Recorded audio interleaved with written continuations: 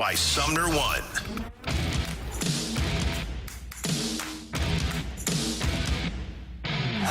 Good morning, everyone, and welcome to the opening drive. Brooke Grimsley here alongside Danny Mac and Matthew Rocchio. Randy Carricker with the entire week off, and I hope that he is really enjoying it tonight.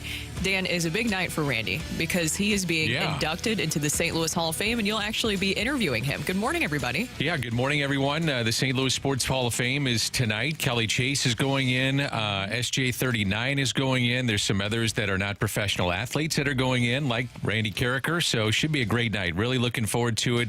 I get to MC and also interview the portion with Randy. Ray Lankford is going in, the former Cardinal. I'm going to interview him as well. So should be a great night down at the MAC. I think there's some tickets still available if you're looking to head on down, if one of your favorite people are heading into the St. Louis Sports Hall of Fame, and it should be a special night downtown St. Louis. Looking forward to it. I love the interview that you guys had with Kelly Chase yesterday. It was just so much fun hearing those stories, so people will be able to hear those tonight. Now, Dan, I know He's you're a always storyteller. prepared. He is. He's a storyteller. I He's listen hilarious. to, like, anything that he wants to talk about, I'll listen to it. He's quick on his feet. He's glib. He's funny. all those things. I'm Just sure that'll come out tonight. And he's in remission of cancer, which is the number one storyline, I think, with Kelly, and obviously in what he's been dealing with. So great to see him. Well deserved to go into the St. Louis Sports Hall of Fame. That's awesome. And I know that you're always prepared. One quick question for you. Do you have your questions for Randy already prepared tonight? I don't. I'm just going to say, Randy, 40-plus years in the business. What do you think? And then we'll be 10 minutes into that. And then, Randy, congratulations, and see you here next year. Are you implying that maybe you just have to serve it up easily for him and he'll just take it from there? I mean, when a broadcaster interviews a broadcaster, it's supposed to be easy. Mm-hmm. So I'm hoping that's going to be easy. I got to, maybe people can text in what they want me to ask Randy on a serious note and maybe a non-serious note, and I'll mix it into what I should ask Randy. I brought this up the other day. There were some pretty good ones. Now, I'll ask him about his influences. I'm sure I'll ask him about what Jack Buck meant to him in his career. I know that was very big for Randy, and it still is instrumental today. Interviewing Ray Lankford. I'd be curious, like, what do you want to hear from Ray Lankford? That's the way I'm kind of looking at it, too, is that I'm going to remind everybody that the first thing I'm going to say to Randy is, let's get this out of the way for all the other inductees as well. How important was your family to getting you to this point? Don't forget your family. So always, first and foremost. Yeah, let's address that right away. And then after that, figure out exactly what direction you want to go in. So I'm looking forward to it. I think it's fun. It's a celebration of some great careers, and it should be a special night. And everyone can text in if you want to. If you want to submit some questions, you can text in the Air Comfort Service text line. That is 314-399-9646, 314-399-YO-HO. You can also check us out on YouTube.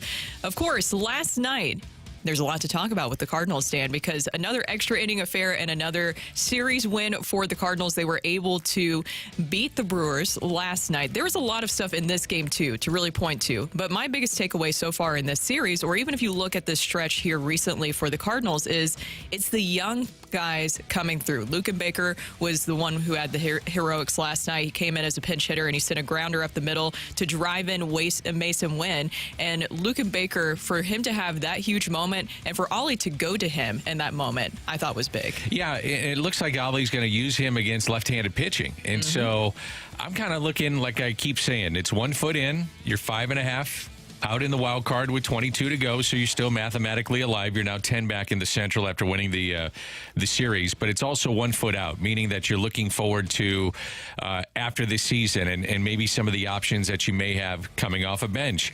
And Lukenbaker is making a case to play against left-handed pitching.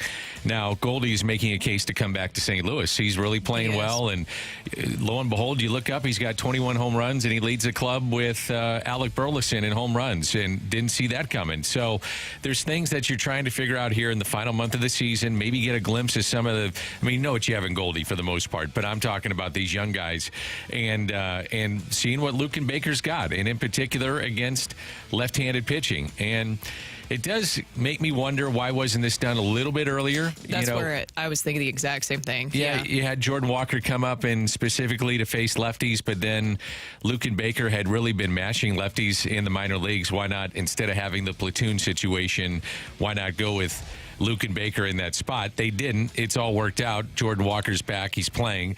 And Luken Baker's facing the lefties. So it's just something to look at moving forward is how he is used down the stretch. Spot starts, maybe against left-handed pitching, and then if there's that opportunity to pinch hit against the lefty when he comes in, it seems to be that would be Luken Baker's spot. And there was maybe some people out there who see as going towards the youth movement is also conceding that you might be done. But honestly, I feel like it's really revitalized the Cardinals. Yeah, I don't think, even if they went young next year, I still don't think that is a quote-unquote youth movement, because you'll have younger players coming back, but they have experience. A youth movement to me is like, if I was going to define it, meaning we had a bunch of guys that never played in the big leagues, and we're going to put this guy at second base, and here's our first baseman, and two guys are going to be in the rotation that never touched Major League Baseball. That's a youth movement to me. And you're going to have Arenado coming back, so you're going to have some veteran presence. You're going to have Contreras coming back. My gut tells me is that you're going to have, and I don't know anything more than my gut telling me, is that Goldschmidt is coming back. That's what I think. Could be wrong about that. So you still are going to be able to have some of the younger players around veterans. So it won't be a complete youth movement, but it is fun watching the young guys play, and they've given them a spark. And don't overlook what Sonny Gray did last night, too. Sonny Gray was really good.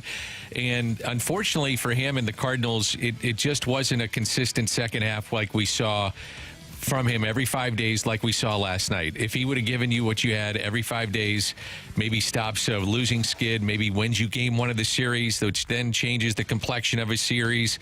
But he was really good. You got to give him credit. He was outstanding last night. Well, especially considering what happened the day before, because your bullpen was really taxed in that situation, and he was really efficient, striking out 7 and gave up 4 hits and 1 walk in 7 innings. And, of course, we saw what happened in the game last night with JoJo Romero when he came in.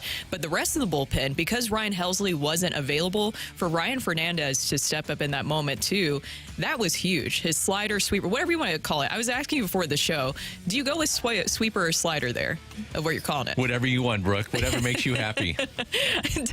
I know that Randy always likes to poke fun of it, so. I mean, to me, it's a glorified slider, but it is. They call it a sweeper. I mean, Sonny Gray, sweeper, fine by me. Whatever, get people out.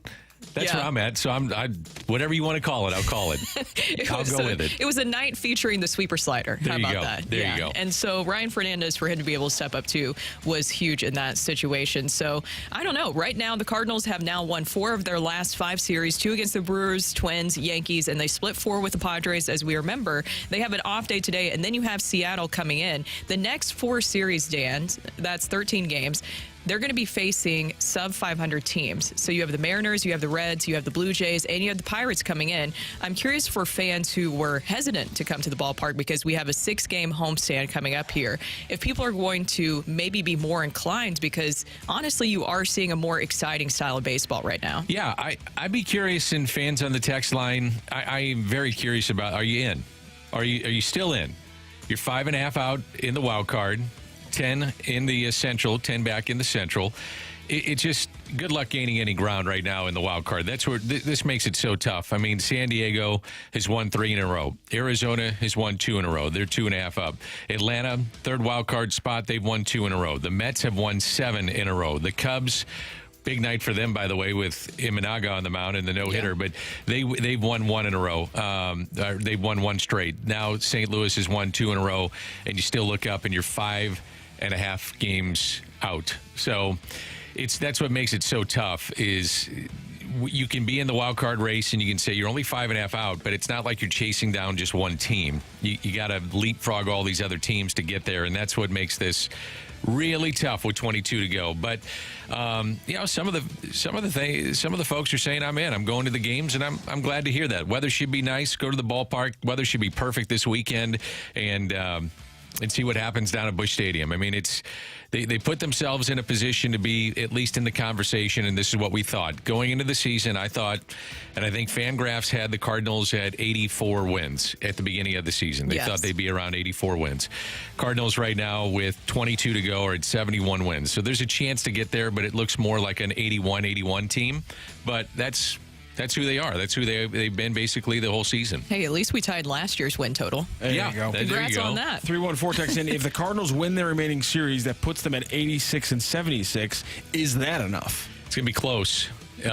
Really close, because if you get historically, and I've mentioned the numbers, you need to be around 86 to 88 to have a shot at that third wild card position. So it's probably a little bit too late, but time will tell. From the 3 and 4, are you trying to guilt people into coming now, following the backlash of people not showing up? These past couple of weeks changed nothing. They've gained 1.5 games. The Cardinals need to change that 1% chance. Now, I do understand that. I do understand that looking at it, you put out the numbers there of where they are currently in the standings, and we know where they are in the division. So I'm not taking away from that whatsoever.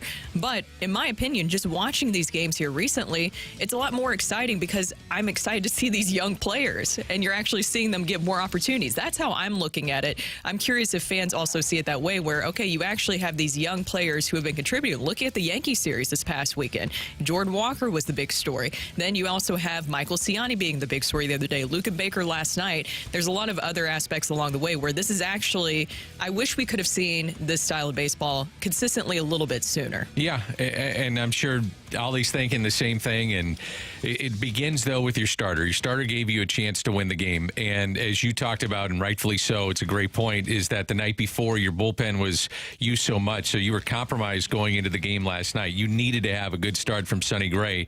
And speaking of young players, it was another outstanding throw by Mason Wynn on a relay to the plate. It's a one-run game. That's the difference in the affair last night, and he saves a run with his arm. He's such a good player. He's going to be so good before it's all said and done. I think it's going to be fun to watch him progress and become the face of the franchise. Like this time next year, if he's continuing to progress where he's at now and keeps getting better, man, you got some kind of player on your hands for the next probably decade playing shortstop for the Cardinals. And I know that's going way far ahead in the future, but the peripherals are there to say that this guy's going to be really good before it's all said and done. Mason Wynn. He has an absolute cannon for an arm. Yes, so he does. That is fun to see. Also, another thing that happened yesterday, Torrey Krug spoke to media members. As we know, we broke the story earlier this week where Torrey Krug will be out for the remainder of the season, needing ankle surgery, and he was very emotional when he was discussing missing the season. Catch yourself around the rink still. I mean, as often as you can, maybe even, I don't know, in sort of a sense, kind of coaching the guys along, I guess. It's going to be kind of hard to pry yourself away from here, right? Yeah, for sure. Sorry. I think that's, it's a big part of, like, the people that are around you. And like I said, the Blues have been amazing. My teammates have been great, so I'll be around for sure. That's what I've known and loved for so long, so... I know that we were just talking about the Cardinals and the excitement surrounding them there, so there's no easy way to pivot into that conversation about Torrey Krug and how emotional that he got. But, we talked about this earlier in the week, Dan. As a player, he is a great person, and you could tell that he's been battling injuries, and he revealed that. He actually revealed that he's been dealing with this ankle injury for 6 years now. Now, I'm not completely sure if that's something that the Blues were completely aware of. I'm sure that they weren't completely aware that that was going on, or maybe they thought it wouldn't be as bad as it turned out to be, because Torrey Krug didn't think it would turn into this now, where he's going to miss an entire season. Yeah, to me, it humanizes the situation with athletes, and I'll even take it a step further. Like Doug Armstrong was on the Cam and Strick podcast and talking about some of his, I'm paraphrasing here, and I'm probably not going to get it 100% right, but talked about moves that still stick with him today, kind of thing. And he talked about a move with Mike Modano when he was in Dallas, and then he talked about Petro. And he said, I'll probably address this more when I'm out of the league and Petro's done and all that stuff. But one of the things he said was, again, I'm paraphrasing, he said, it's hard when I go down to the rink and I see those statues and I think that maybe he could have been there. It humanizes your look at, so take the money out of the equation, take all the attention that a professional athlete gets, all the great things that come along with being a pro athlete. They're still human beings. And to hear Torrey Krug tore up like that, that brings it back down to earth for me. I mean, this is a guy that obviously wanted to do more, wants to play out and be these guys want to play and show that they deserve the contract, but then live up to the contract. And it hasn't worked out here in St. Louis. He's been hurt. So it just showed to me that, human beings, man, and sometimes it doesn't go the way that you want it to go. And that's been the case with Torrey Krug, who's still, by the way, after this year, will have 2 years left on his deal. So have to wait to see how that plays out. And anytime you have a major surgery like that, yes, you're out for the rest of the season, but then the questions come in too of, will he be able to actually return? And that's another thing that the Blues and he will have to look at. So it was very emotional. He also talked about, luckily now, though, that after the surgery, he will hopefully be able to carry his children up the stairs. I don't know if you saw that portion of it. So that's the emotional human element of it. Well, we got a lot of your texts coming in, and we'll definitely circle back to that Cardinals conversation of if you're more inclined to attend a game here because they have their 6-game homestand. And we also have Kyle Gibson coming up on the show. We have an interview with former Ram Trent Green. And also coming up next, we have Dan's favorite, Sick of It. You can text into the Air Comfort Service text line. That is 314-399-9646. 314-399. Yo-ho. Sick of It is next here on 101 ESPN.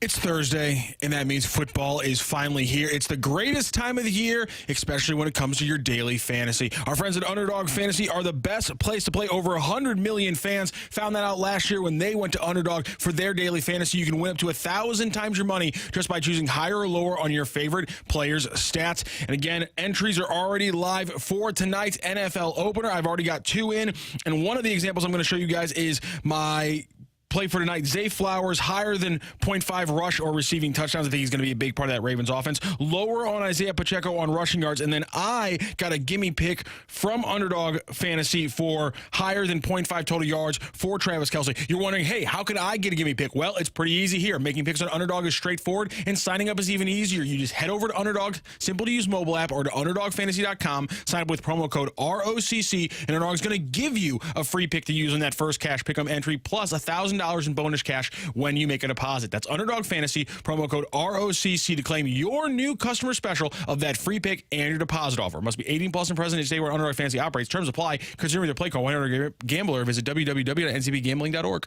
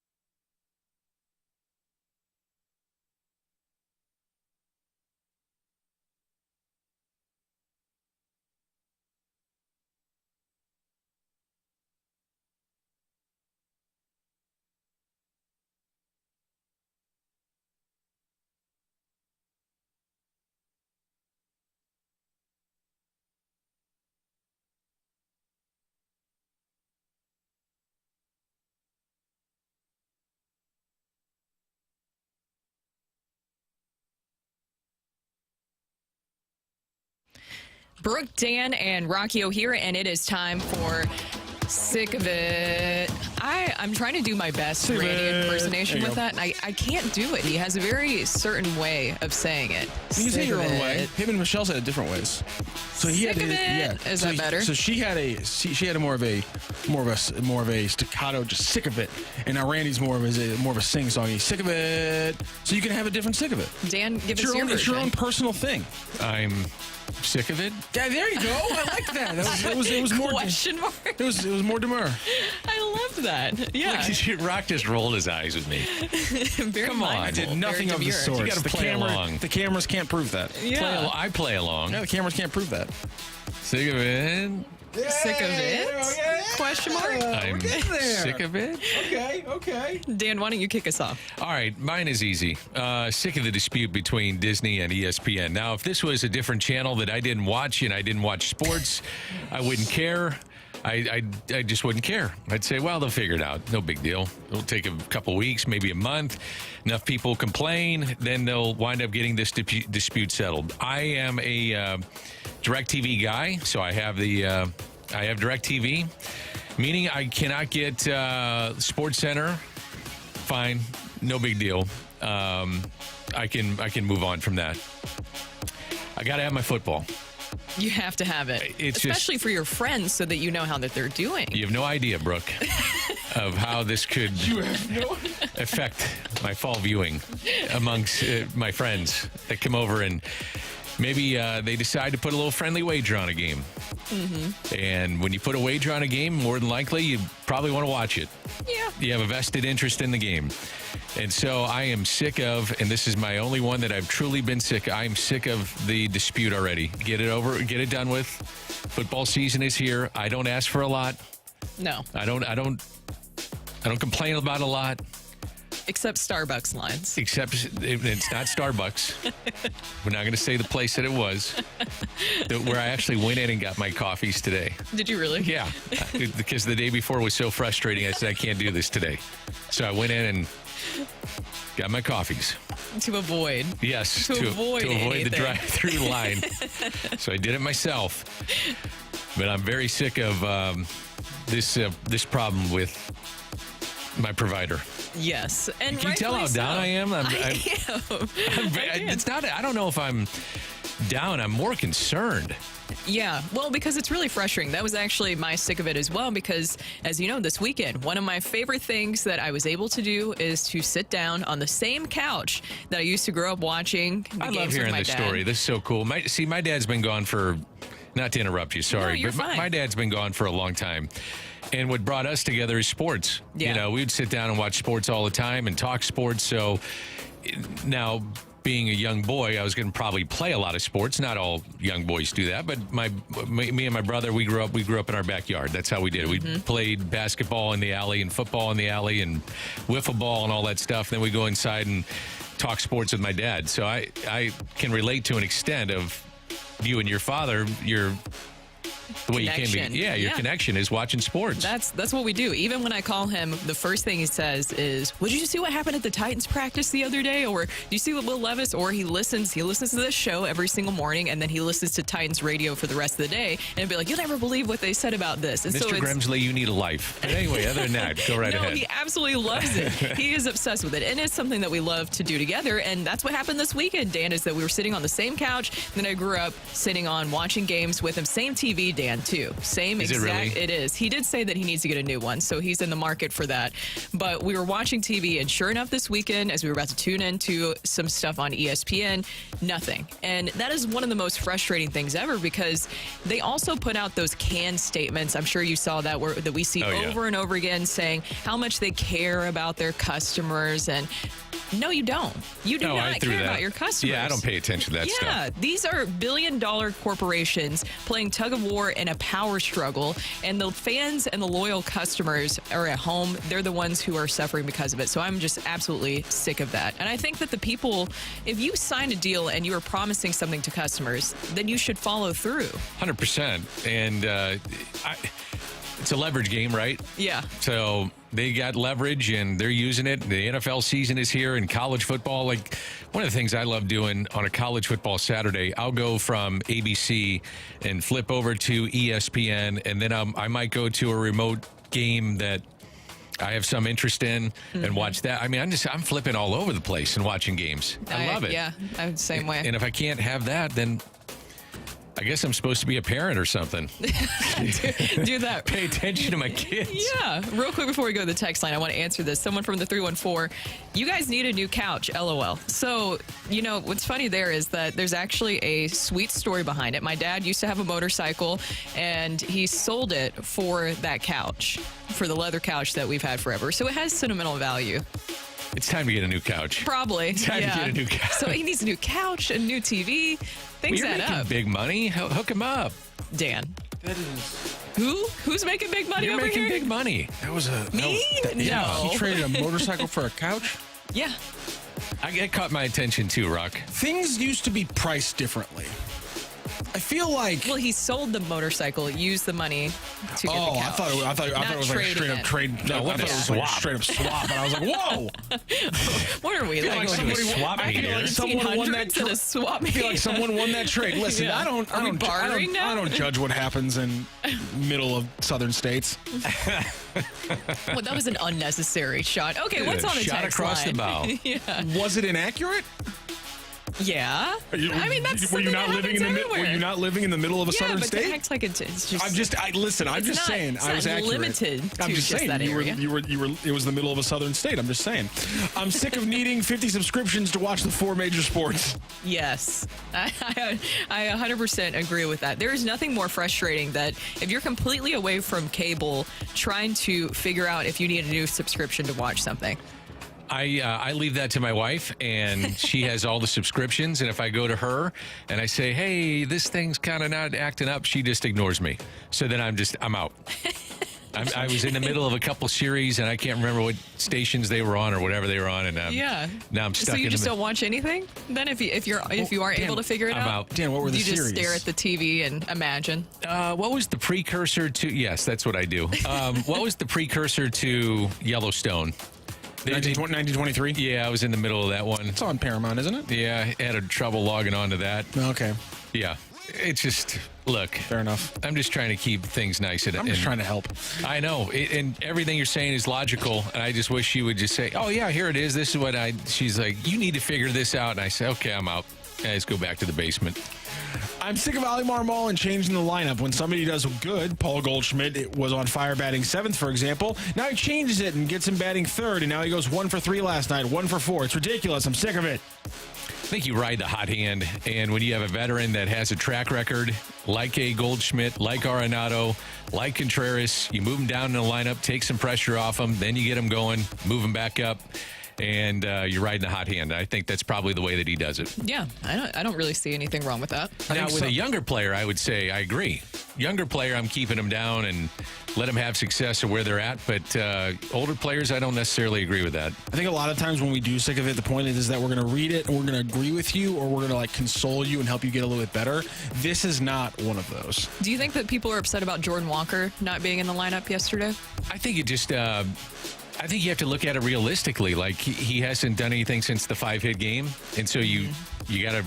Give a day off. You got to massage this thing a little bit with him. Yeah, pick and choose your spots. I thought Colin Ray was awful at the beginning of the game yesterday. I would have loved to have seen Jordan Walker because he couldn't locate anything. Yeah, that would have been a confidence booster. Misses location up and in, and adios.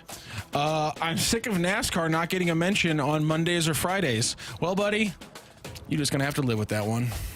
NASCAR has lost. They're concerned about ticket sales. They're concerned about what's going on with viewership. Mm-hmm.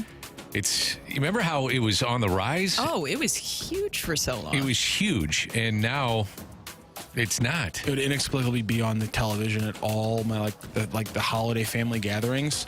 Like somehow they had done a good enough job with their TV contract. They had carved it out that somehow every holiday when I was at a family's house, it was still on the TV, even though I'm not from a family of NASCAR fans, but they had carved it out perfectly that it was going to be on the TV during these big days.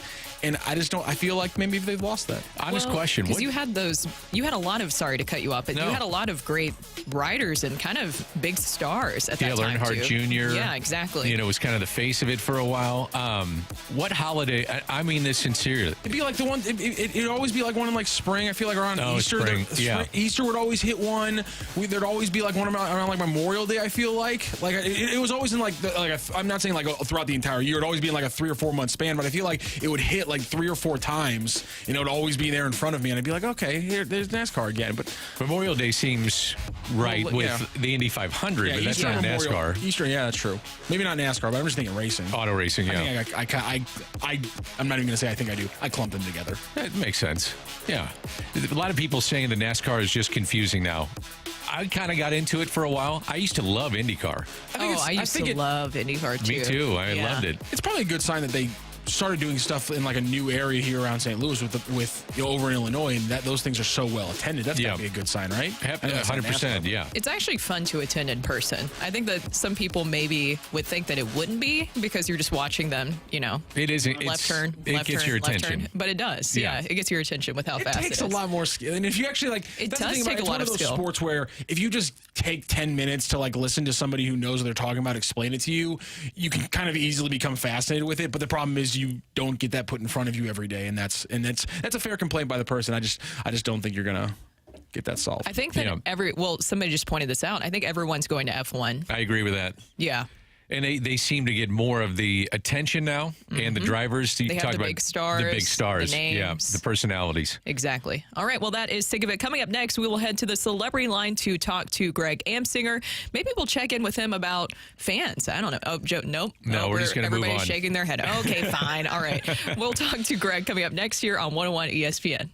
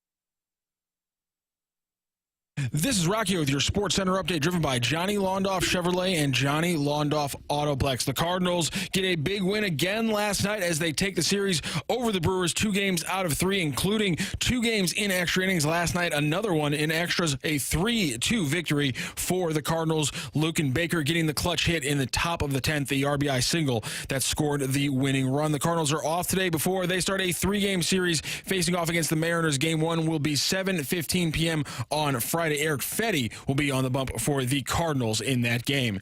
That is your Sports Center update, driven by Johnny Londoff Chevrolet and Johnny Londoff Autoplex. See them at londoff.com. Chevy, together we drive. Are you kidding me?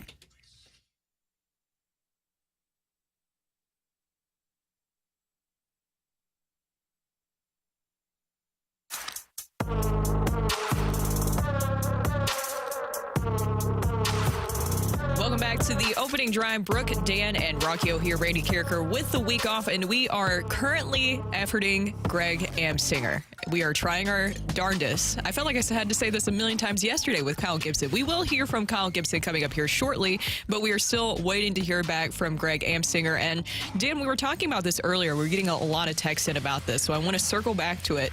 The Cardinals have now won 4 out of their last 5 series, 2 against the Brewers, Twins, Yankees, and they split 4 with the Padres. They do have a day off today, and then they will be home for 6 games. These next 4 series are really important because they're against sub-500 teams. You have the Mariners, of course, this weekend that we will see. You have the Reds, you have the Blue Jays, and you have the Pirates. I'm curious for fans if this recent stretch of how they're doing, and I understand we can go over the standings, and I know the division, how far away that is, but just this recent play that we have seen from the Cardinals. Paul Goldschmidt has been heating up. Mason Wynn, we've talked about him a lot, what he's been able to do. You had Luken Baker as the hero last night. You had Michael Ciani as the hero the night before. I'm curious if fans will be more inclined to attend games during this homestand because you are seeing a better version of their play. I think there's interest. There's still interest if you wake up this morning. Now, if they had been awful in those series or lost those series that you just spoke of, Brooke, I think that fans would be out. I really do. I think the crowds would be very poor. But with the weather the way that it is, and the fact that it is a weekend, and it's a Hall of Fame weekend down at the ballpark, which always adds some excitement to it, too, I think the crowds will be better. I could be wrong, but I do think that the crowds will be better because there's still interest. You still have hope. You still have some belief. 5.5 is not insurmountable. What makes it very tough is jumping over the teams that are in front of you, clearly, and you need to have a lot of luck go along your way and take care of your own business to make this thing happen. But I do think that there's still at least a faint interest in what's going on, maybe more than that. And when you play well against good teams, it seems like that, you at least keep the fan base engaged somewhat. I think fans wake up this morning and somewhat engaged, and especially in the manner in which they won the last 2 games, which were extra innings. And so it kind of makes it fun to wake up if you're a Cardinal fan and say, hey, you got a shot. And I might be completely off base here, but I don't feel like a lot of this was an organized protest by fans. I think that a lot of people, when making the decision, as you do, if you don't already have season tickets, or maybe even if you do, because of the recent play that you've seen when the Cardinals are at home, maybe you have other things to do. Maybe you have other things that you'd rather spend money on, like things in your house, like a new couch, I don't know, or a new TV. And you say, I would just rather stay home rather than seeing not exciting baseball. I don't think that it's been necessarily an organized protest by all fans. Interesting here, and this is something I've thought about, and I'm with you. I don't think it is either. 314 says, I think this weather this weekend screams football, and that's what is coming. The park will be empty. Two ways to look at it. You're right. It's fall, and a lot of people are interested in football, clearly. It's the number 1 sport in America. But on the other side, it makes it the other way is to say it's going to be a beautiful weekend. Tickets are cheap. Let's go down to the ballpark and spend an afternoon down there. I can see both ways. Like, I'll be out at the Ascension Charity Classic, and this is what tells me that football is king, is there's an area at the Ascension Charity Classic, which is the Champions Tour event out at Norwood Hills Country Club, and you can walk in. There's like a fan area, guys, and they have this big screen. And the big screen last year was on football. And instead of being a lot of people around the green, a lot of people went to Norwood to go watch football. I remember that. I remember the giant TV. Yes. Yeah. And they're watching. I remember watching TCU in Colorado, and Dion gets that first win and everybody's watching and people aren't paying attention to the golf, which is fine. You know, that's what you do whatever you want. But it just made me think, man, football really is king. Here are people that are out here to watch golf. They have made the effort physically to get up, get in their car, go out to a golf event and go watch golf. And here they are just staring at a football screen. Football is king. It is. And I think that's what I was going back to, is that I think a lot of people, it hasn't been necessarily played. I'm sure there's some fans that are making sure that their voices are heard by not going to the ballpark and purchasing a ticket because they've been frustrated with the product, and rightfully so. I definitely understand that. But I think that a lot of people just generally have other options that they would rather do with their time, and that's what's been happening here. 314 says, what about Milwaukee? They're division leaders and not getting full crowds. I think 2 nights ago was the first day that in the Milwaukee area of school was back in. But their crowds weren't great either. No. And that's a little surprising to me with just how well they have played. I mean, they played exceptional baseball, but their crowds weren't great for that series either. Now, the first day was Labor Day, and the place was packed. But outside of that, they're getting around 20,000. And if you look across baseball, that's what a lot of cities are getting because school's back in session, weather changes, football here. I do think that whether you want to blame this solely on the weather, I wouldn't. I do think the weather was a major factor during the last homestand. It was miserable. It was. I mean, it was 100 degrees. And if you had a ticket. And direct sun. Yeah. Day games, but now is that the whole reason that you're going to have 14,000 in there? No. I mean, there's a lot of other factors that go into that too. Yeah. So from the 314, only going for the hockey jersey tomorrow, seeing Cardinals lose at home by 4+ runs at least 4 times this year. They do have great giveaways, Dan. They do. And it's got to be more than giveaways. Got to have winning baseball for sure. Opening weekend for football is going to be tough to get people at Busch. Chiefs, Ravens tonight. First NFL Friday game tomorrow. Good point. College football all day Saturday. NFL all day Sunday.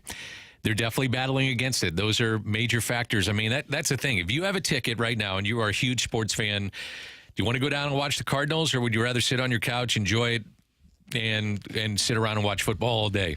I know a lot of people that would rather just sit around and watch football all day. And locked in.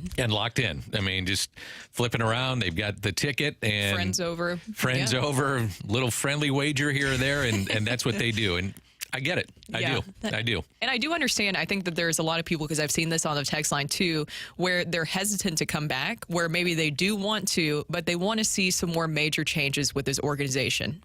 Yeah, and I think that's, for some fans, maybe that's their way of protesting and being upset. I just go back to the simple thing of this. If you win, people would. If John Mozeliak was winning right now, would you really care what they're doing in the front office? No. You care about what the record is. And the record right now is 71-69. It's 2 games above 500. It's been a frustrating year at times. Had that awful run until Ollie got ejected. By the way, Ollie ejected now in 2-0 since his last ejection. Just keep that in mind. It happened in Milwaukee. You never know. I'm trying to pull out everything I can here, Rock. But fans are frustrated. I get it, but winning cures all. It does. It just cures all. If you win, people will come back out. Winning and also entertaining product. Yep. I think anything. It's just like if you go to a movie theater. You're only going to go to the movie theater out of your way to go do that if you actually are going to be entertained. This team, the way that they played the last, I would say, week and a half is the team that they anticipated to play all year long, minus Nolan Gorman. Jordan Walker up, 5-hit day. Paul Goldschmidt being Paul Goldschmidt, Nolan Arenado, really good August. If you would have had this, and again, woulda, coulda, shoulda, but if this is the way it was supposed to be all year long, this team is probably 10 or 15 above 500 than instead of just being 2. That's Dan and Brooke. Coming up next, we have Take It or Leave It. So get your text into the Air Comfort Service text line. That is 314-399-9646, 314-399-YO-HO. Take It or Leave It is next.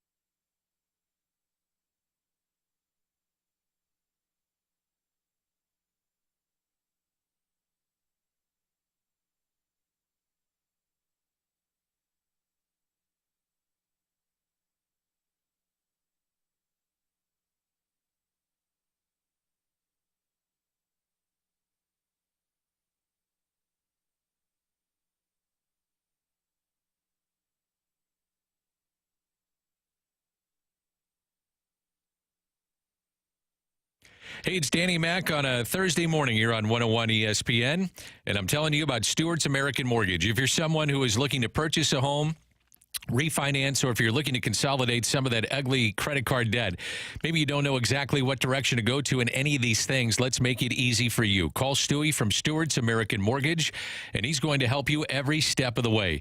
If it's a new home you're looking to purchase, he'll get you to the closing table fast. How fast? Try 10 days. He'll get you the best interest rate possible, and he also has the bagel loan that can help you out too. So what's the bagel loan?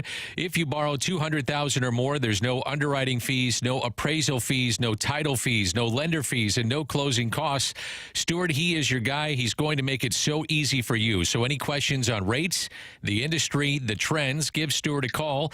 Call him directly on his personal cell phone. Here is the number, 314-324-4440, 314-324-4440, or you can Google the bagel loan. NMLS number 226715.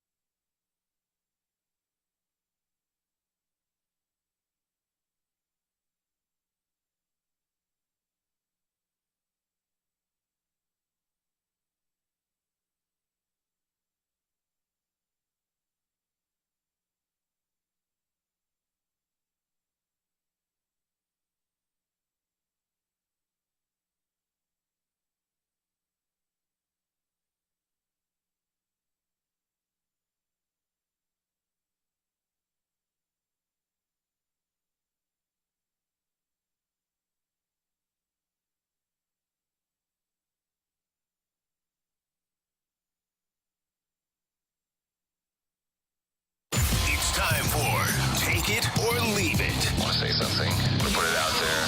If you like it, you can take it. If you don't, send it right back. Get your text into 314-399-9646 and give us your Take It or Leave It. Brought to you by Gloria Lou Realty. Visit GloriaHasTheBuyers.com and start packing. That's my final offer. Take it or leave it.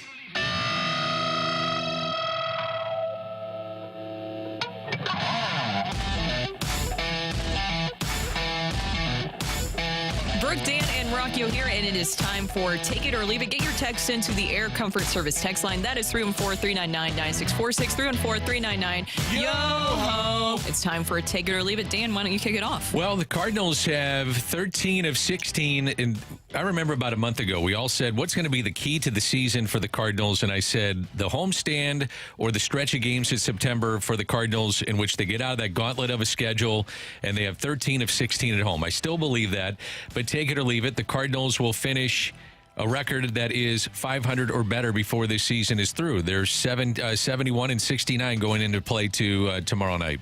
I will take it. You said 500, though, so I can take that. 500 or better. I can see them being 500. I think so, too. I mean, the schedule plays itself out that way. They've got a lot of home games. Anticipate them being better at home. They haven't been a great home team this year, but I would anticipate with still something on the line, little edge to their game. Lesser opponents coming in, although at times they play down to those opponents. I don't know why that is, but they do. They seem to play better against better teams, but even though the record doesn't indicate that, maybe it's more about the tighter games that they're in and more competitive games. But it's something I think they finish 500 or better. I do. I could see that for sure. Which doesn't lend itself to saying you're going to get into postseason play, but It certainly is better than last year. It is better than last year. And congrats to them for already tying their win total from last year. 71 wins. I don't know if you want to congratulate that. Yeah, I know. Well, at least we have some more games left, so it's not as bad, as Right. last year. All right, so take it or leave it. I came across this stat on social media, and I did vet and verify this because I just don't take social media always for truth, so I did vet and verify this. But Anthony Richardson has started in only 17 games since high school. And just the other day, I was talking about how I thought that this would be a better year for the Colts, but take it or leave it, after hearing that stat, it kind of changes your mind about the Colts and Anthony Richardson this year. What it tells me is that he can't stay healthy. Yes. That would be the only concern I would have. That's an amazing stat, only 17 games. There's two things it tells me. One, he can't stay healthy, and two, the upside, if he stays healthy, must be incredible. For him to be that high of a pick, to be a guy that's leading an offense, to be a guy that they're counting on to take them to the playoffs, which if he stays healthy, they should be a very good team. Man, that's amazing. 17 since And he's high only school. 22, yeah. And Right. apparently, I was even doing some research on this last night. He even dealt with injuries back in high school. So this has been an ongoing issue for him. He is extremely talented. And look, as you guys know, I'm a Titans fan, but I give credit when credit's due. And he is talented. It's just your best availability. I mean, best ability is availability. Absolutely, got to be on the field, got to be on the ice, got to be between the lines. You got to have the wide base, Matthew. You got to have that quick first step. You got to do all those things. I honestly just want to see how many cliches you had in you. Oh, I got to give 110, get the puck deep, get in the greasy areas. I love getting shoot the puck. I like getting the greasy areas. Yeah. Get in the Speaking greasy of areas. which, Jim Hayes, once again, the training paid off for him last night. Oh, did they? I didn't see it. Did they do the? Yeah, they gave the bath to Luke and Baker. Maybe And that'll Jim be, stepped out of the way. Okay, Jimmy's quick, man. He's quick on his feet. Don't let him. Don't let that body and age fool you. Somebody responded to Brooks and said that's why they call him the cat. That There you is. go. What do we have on the text line, Rock? Take it or leave it. Mizzou gives Alabama a run for their money this year. Ooh, I'll take it because why Take not? it. Yeah, I'm going to take it.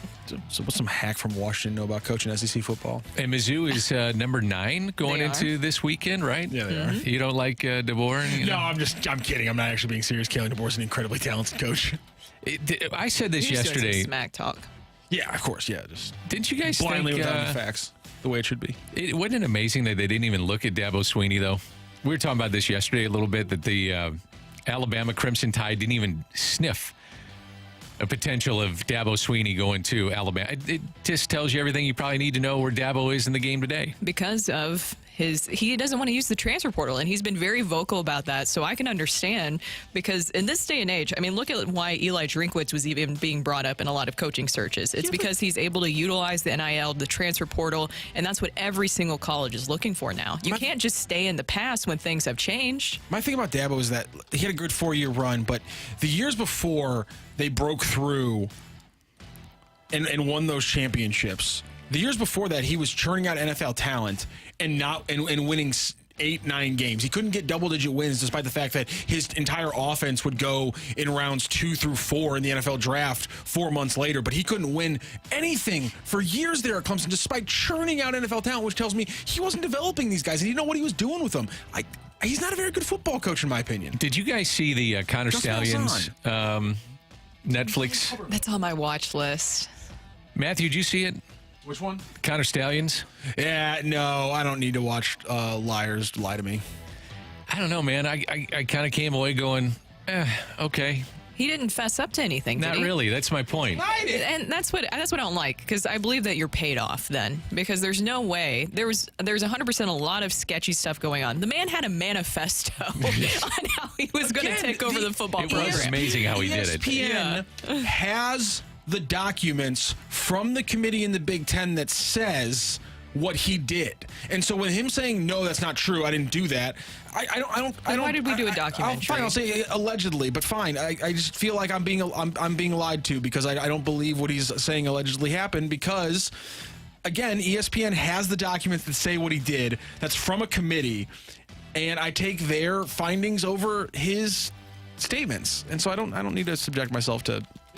Is those that on people. Netflix? It's on Netflix. Okay, so I have that on my list of things to watch. Then I want to watch the Steve McNair one, and then I'm probably going to do this all in one weekend. And then I want to watch Deliverance, the Deliverance new Netflix movie. I like haven't a seen it. good scary movie. I thought you meant like Deliverance, the original movie. Oh, there's no money. $1 million, I wouldn't watch Deliverance again. I don't think I could. No way. Why? That movie, I hate that movie. That movie just. Man, that movie hits me to squeal like a pig. That movie hits me to my core. That is the most effed up movie. Oh, I can't handle it. Oh, that movie. No, this is a new one. That movie shakes me, man. I keep seeing Glenn Close is in it. Yeah. And it looks really good. Okay. I keep seeing reviews about it. I can do some like gory horror movies. I can't do Deliverance. There's too much just. So this Deliverance has nothing to do with the old Deliverance. No. This is just same name, different deal. Yes. Oh, so there's. This is called. This is called. Like that. You're Isn't it Deliverance. The Deliverance. Yeah. Yeah. But it makes me think of that movie, and God, that movie. Ugh.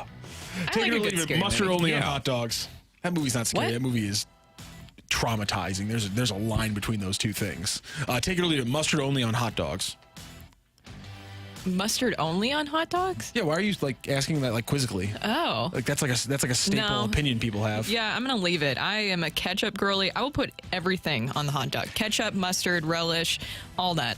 I used to have to go get Tim McCarver hot dogs before games. He loved a ballpark hot dog. I love hot dogs so much. He loved a ballpark hot dog. He's like, "You want a hot dog?" And I said, "No, I'm good." He, all right, well, here's some money. I was like, "Well, I'm not getting a hot dog, but I guess that means I'm going to get you a hot dog, and I'd have to put a lot of mustard on it." I would eat a hot dog for lunch every day.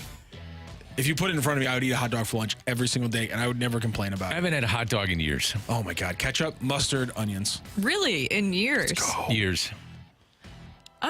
Actually, I had the first one. I had one this past weekend. That was the first time in a while that I've had a hot Okay. dog. I will admit this bougie ass thing. I had a Wagyu hot dog. Excuse me? Yes, and What's that? It's a hot dog made out of Wagyu beef, and it knocked my freaking socks off. Dan, you were asking about me earlier, with me all the money that I make, which I don't, Big money. we get paid. Big money, of Brooke. course. Oh, I big want to money, make that Brooke. clear. I'm not doing this for free. Big money, but Brooke. I think we should be looking at Rocky over here for the big money, the big paycheck. He does it for love of sport and argument. It's 100%.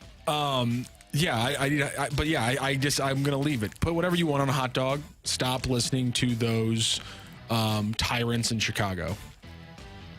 I don't know. I know that Chicago dogs maybe aren't everybody's favorite. I don't mind them, but I like a good classic hot dog. Now, what's the difference between a Chicago dog and like a ballpark hot dog? It's the bun. They put tomatoes and Poppy seed bun. Yeah. Tomato chunks, sliced pickles, and just mustard. They will. Will they get mad at you if you They will use get ketchup? legitimately angry at you. Oh my God, yeah. You have to. If you go to Portillo's, you have to tell them the ketchup is for your fries. If you want to get some ketchup And on they your hot dog. watch you? They probably I follow bet you? they do watch. I bet they do watch from behind that. Behind that. Matthew, what's a Wagyu hot dog? Yeah. It's a instead I of wasn't beef, instead paying of a beef attention. hot dog, it's instead of just like a regular beef hot dog, it's a Wagyu beef hot dog. Wagyu is a kind of beef. Oh, It's the fancy kind. okay. Because you remember you've heard Randy talk about the steaks, the Wagyu steaks. Oh, yeah. He's So all over it. Now imagine this as a very bougie hot dog, as Rockio says. Okay. All right. I'm just asking questions here. I'm just trying to get educated. Yes. Bacon wrapped hot dog at Busch Stadium. That sounds pretty good. Were you here for the peanut butter and chili discussion, Danny Mac? Oh, probably. Okay. Do you have thoughts on a peanut butter sandwich dipping it in chili? I probably wouldn't do that. Okay. No. There wasn't a single vegetable involved, so I thought maybe that'd be your thing. Taking shots at me again. It's not a shot. It's just, again, why I'm speaking facts and you guys are getting mad at me for it. Chili No. has tomato chunks. It does. Well, so you don't eat. you could do. Do you do a legume? Do you do a bean or a peanut? Peanut what? Like, do you eat? Will you eat a peanut, Dan? Jesus. Will you eat beans? Yeah. Will you eat a peanut? Yeah. Okay. I like ballpark peanuts. Okay. You talking about those Do you kind like of peanuts? boiled peanuts? Or Have you ever just- had yeah, boiled boiled peanuts? peanuts, maybe? Boiled peanuts. You've never jeez. had boiled peanuts? No. Okay, but beans. You'll eat beans. Yeah. Okay. What do you eat beans with? Because you don't eat chili. You don't eat Southwestern food. Like baked beans. So what do you eat? What is the baked beans with? Some barbecue or something. That's okay. Okay, that makes sense. Yeah. Okay, I was like, I'm sorry. I was trying to find a vehicle for beans here for Danny Mac. Man, I am cracking up. I do have a list that I'm keeping of the things that you do not eat. Now, boiled peanuts. I'm going to bring you in some boiled peanuts. Never There's had a people- boiled peanut. Oh my gosh. It's so good. So I'm assuming it's a peanut that's boiled. It is, yes. Typically best served hot. You're right on the money, Dan. Can't get past anything past you, Danny. Sharp today, I'm telling you. Do we have one more, or are we done?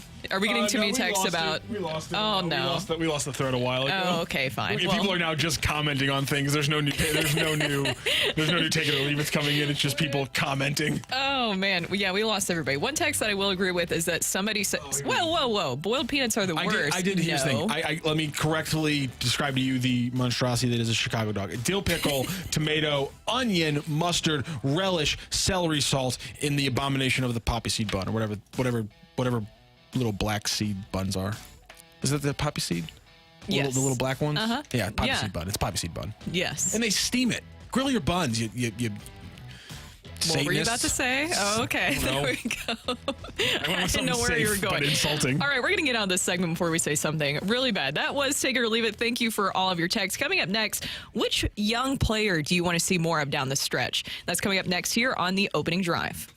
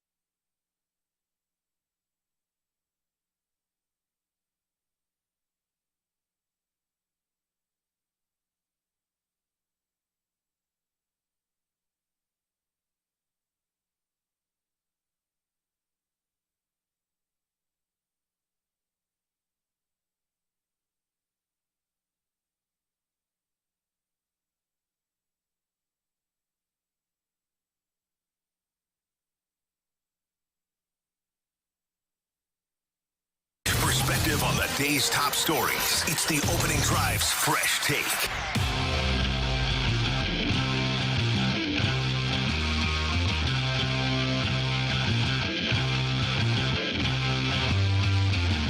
It is time for for our fresh take.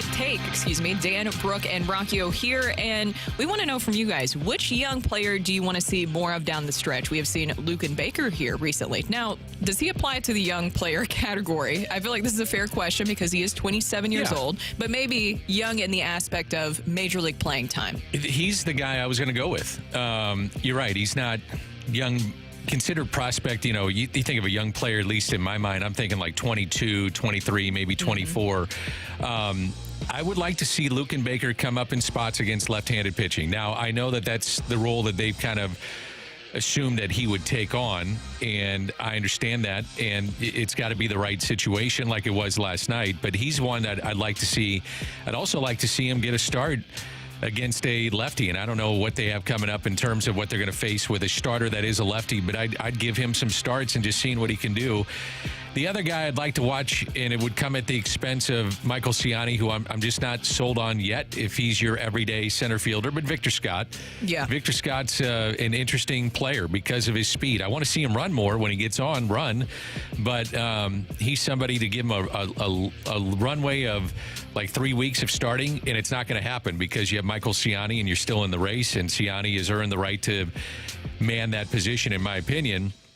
But if you're asking me who are players I want to see that are young, that have a chance to play down the stretch in the right situations or give them some leeway to have a few starts mixed in, it'd be probably those two guys, Luken Baker specifically against lefties, and then Victor Scott getting a run of games and seeing what he can do. And Luken Baker was doing all the right things in the minors, so it's nice to see him get rewarded. What's the difference that you've seen from him this season and last season? Because I think last year, you get that opportunity to finally come up in the majors, and obviously he was pressing, right? You want to make a big first impression. It feels like this year he's a little bit more relaxed and not trying to do too much. Yeah, I think that's it. I mean, I'm sure he looks at it and says, what else do I have to do in the minor leagues to get the call up? And then he finally does, and then reflects back on last year and just says, I made it. I'm here, and embrace it.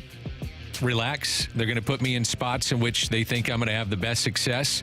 Like if you're a veteran and you're in there every day, I'm sure there's a manager that says, I'm putting this guy out there because he's an everyday player, but I don't anticipate great success today. Just not a good matchup. It happens all the time.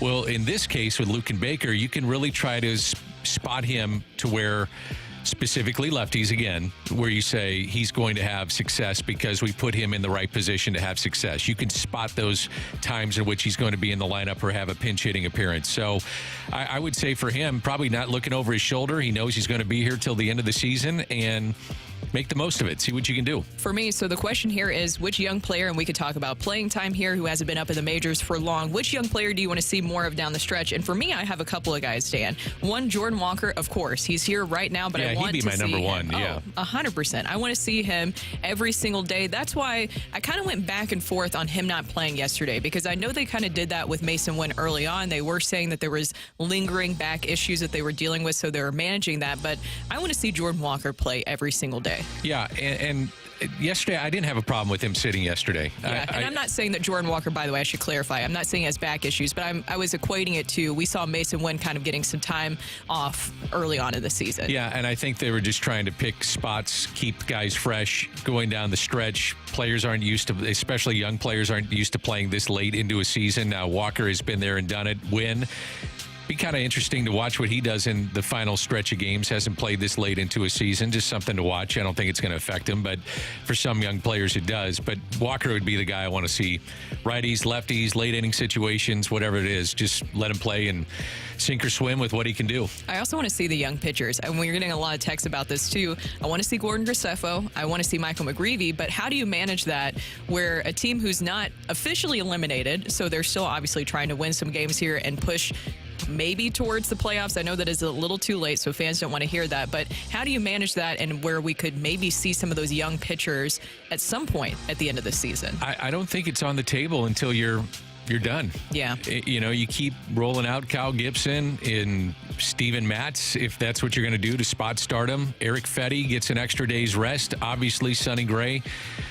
I'm not taking those guys out of the rotation at the expense of trying not to win. And I'm not saying you can't win with the young guys, but until I'm, if I'm 5.5 out with a week to go, then I know it's over. If I'm 5.5 out, playing on September 6th, tomorrow.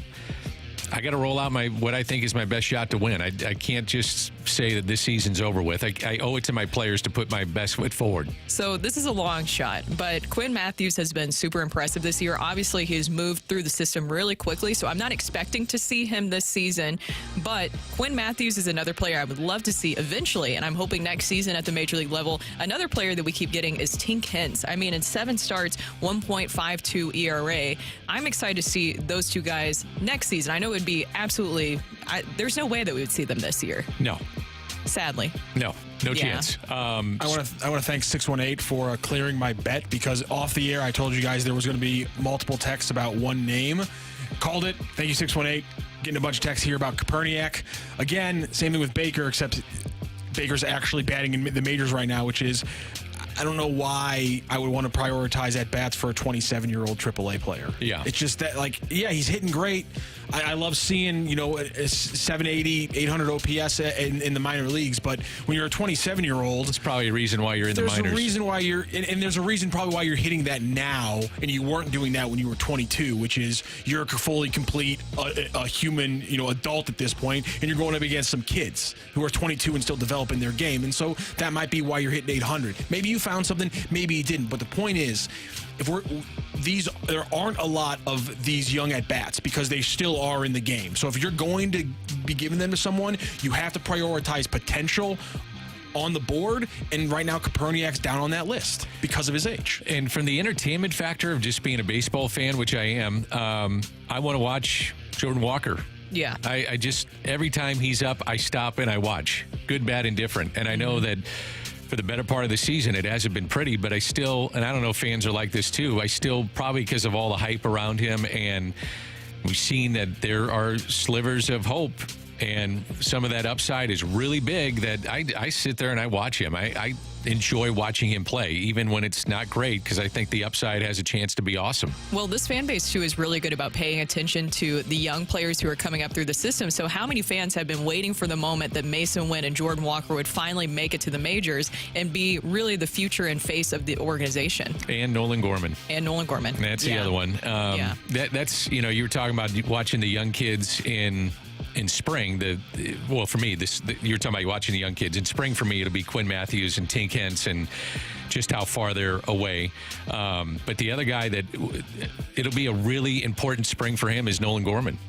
He's going to have to start to make that turn and to be an everyday player at the major league level. And he's had a little success in the minor leagues since he went back down. I think he's popped a couple of home runs, got a couple doubles, but the strikeout rate has got to come down. He's got to make contact, and he's got to put the ball in play. You can take your fair share of strikeouts and live with them when you're hitting 25 bombs, but if you're striking out right and left, which he was, that is a problem. It's a problem for him individually in his career, and it'll be a problem for the Cardinals trying to fill that hole in their lineup when they're counting on a guy like that. That's Dan. I'm Brooke, and that was our fresh take, and you can continue to check in and text in, because we'll probably circle back to this about which young player you want to see down the stretch. But coming up, we did miss Kyle Gibson yesterday, but he had a really good reason as to why. We'll hear from Kyle Gibson coming up next here on 101 ESPN.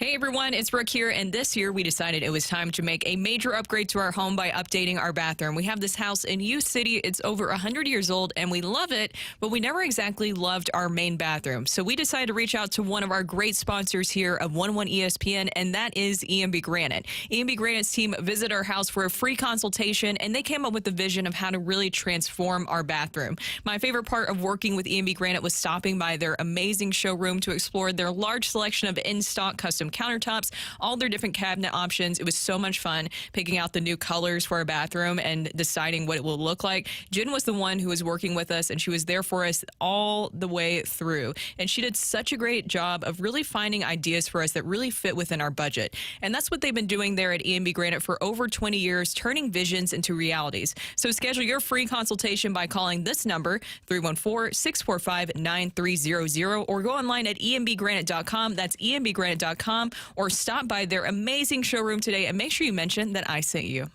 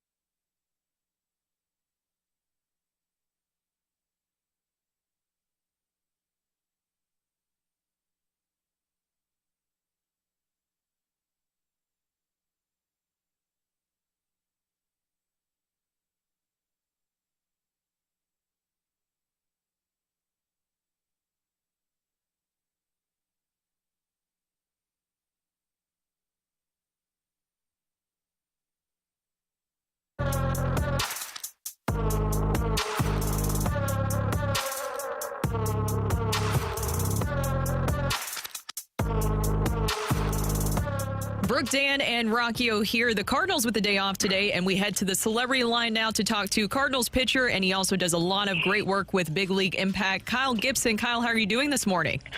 Hey, good morning, y'all. Sorry yesterday it didn't work out. We actually had a Mission 318 project we were going to do, and it was originally at 10, so I was going to wake up and talk to you guys.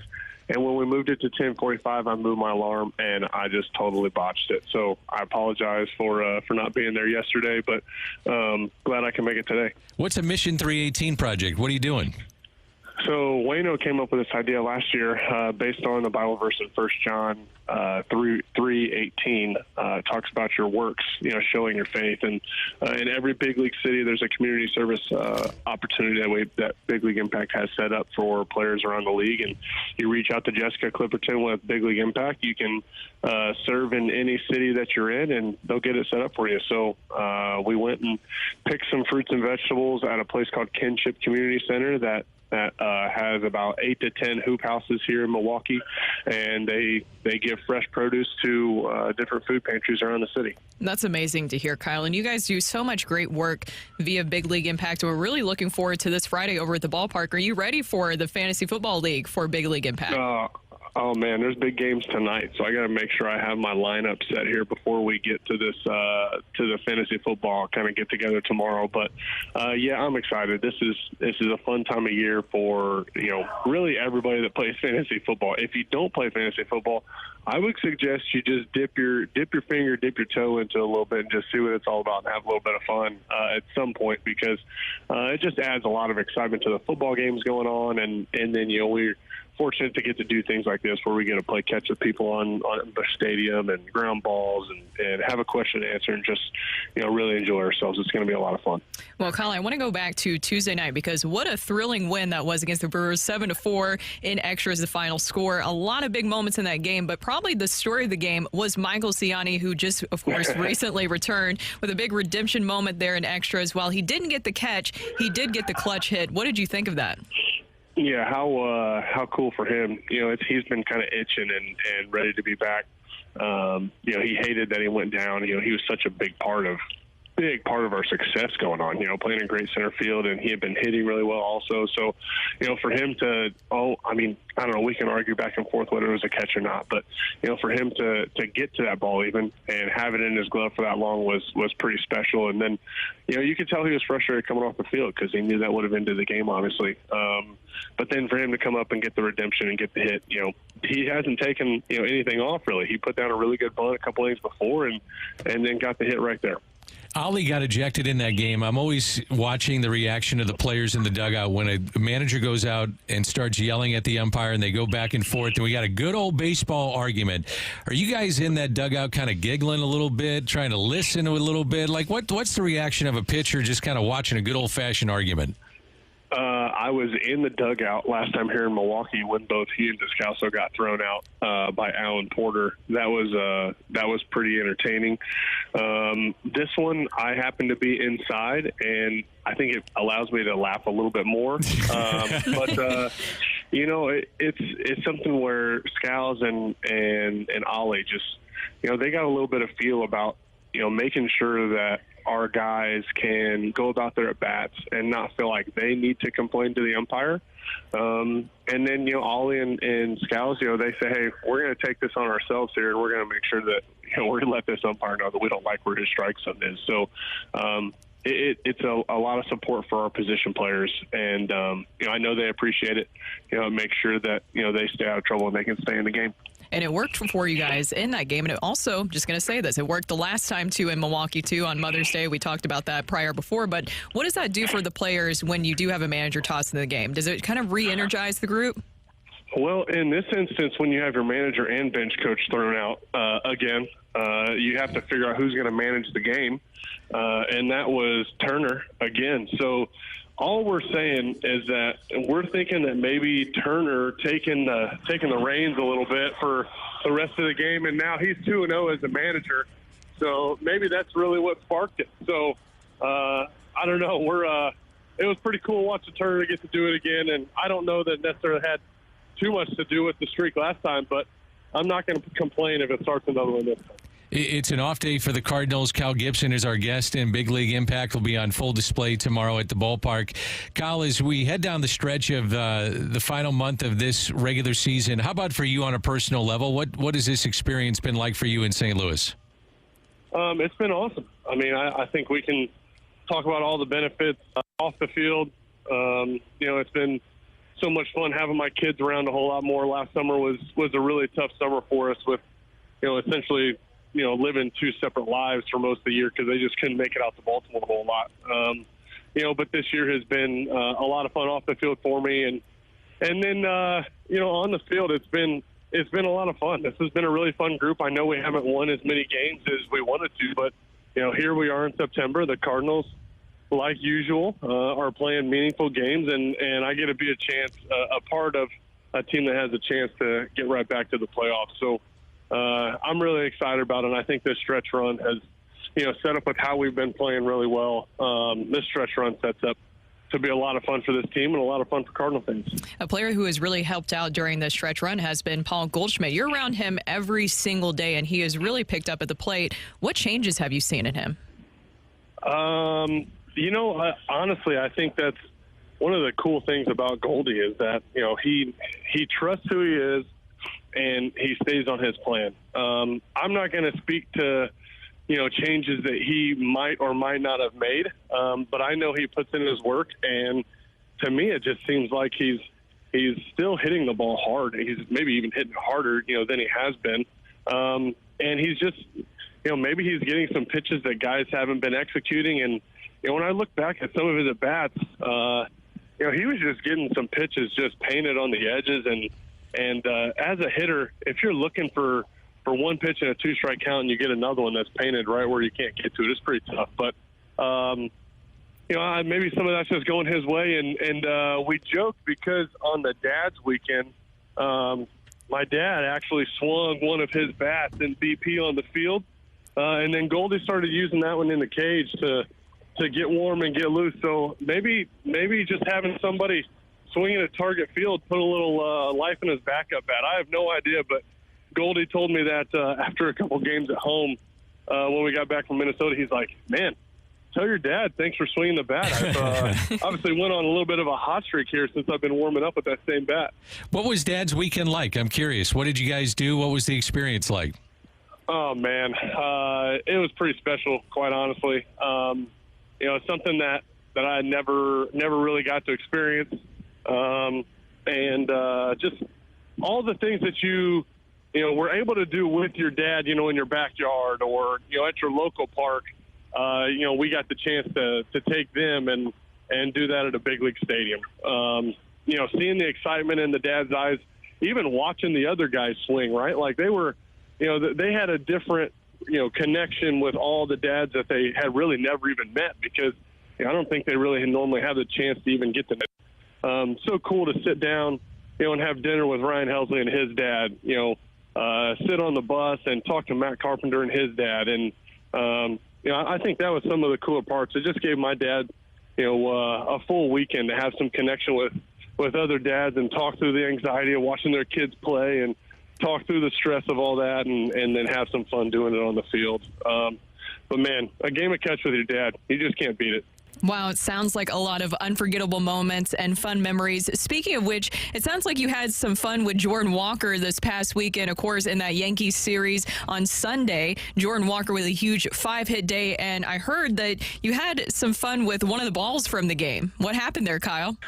So J-Walk goes 5 for 5 there on the last day, and I turned to somebody, I was like, I think it was Pedro Pajes. I said, Pedro, see he had a 5-hit game?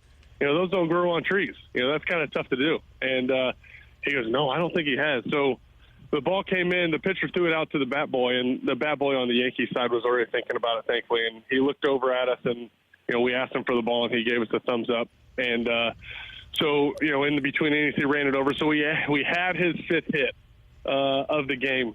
So obviously we didn't want to throw that in the stands. So I just grabbed one.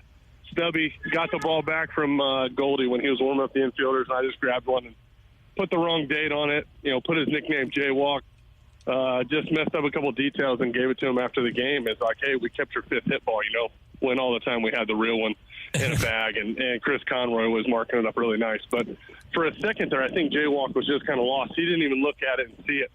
So it wasn't until the media was talking to him after the game, which is not how I wanted it to go. The media was like, well, isn't that the wrong date on that ball?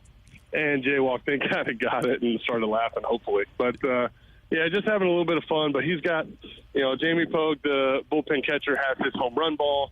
And then, he now has his 5th hit. So what a cool day for him in Yankee Stadium, 5 for 5 with a homer. Pretty special. Those trainers are incredible on how they can inscribe the balls, aren't they? They are talented in how they get those mementos done properly.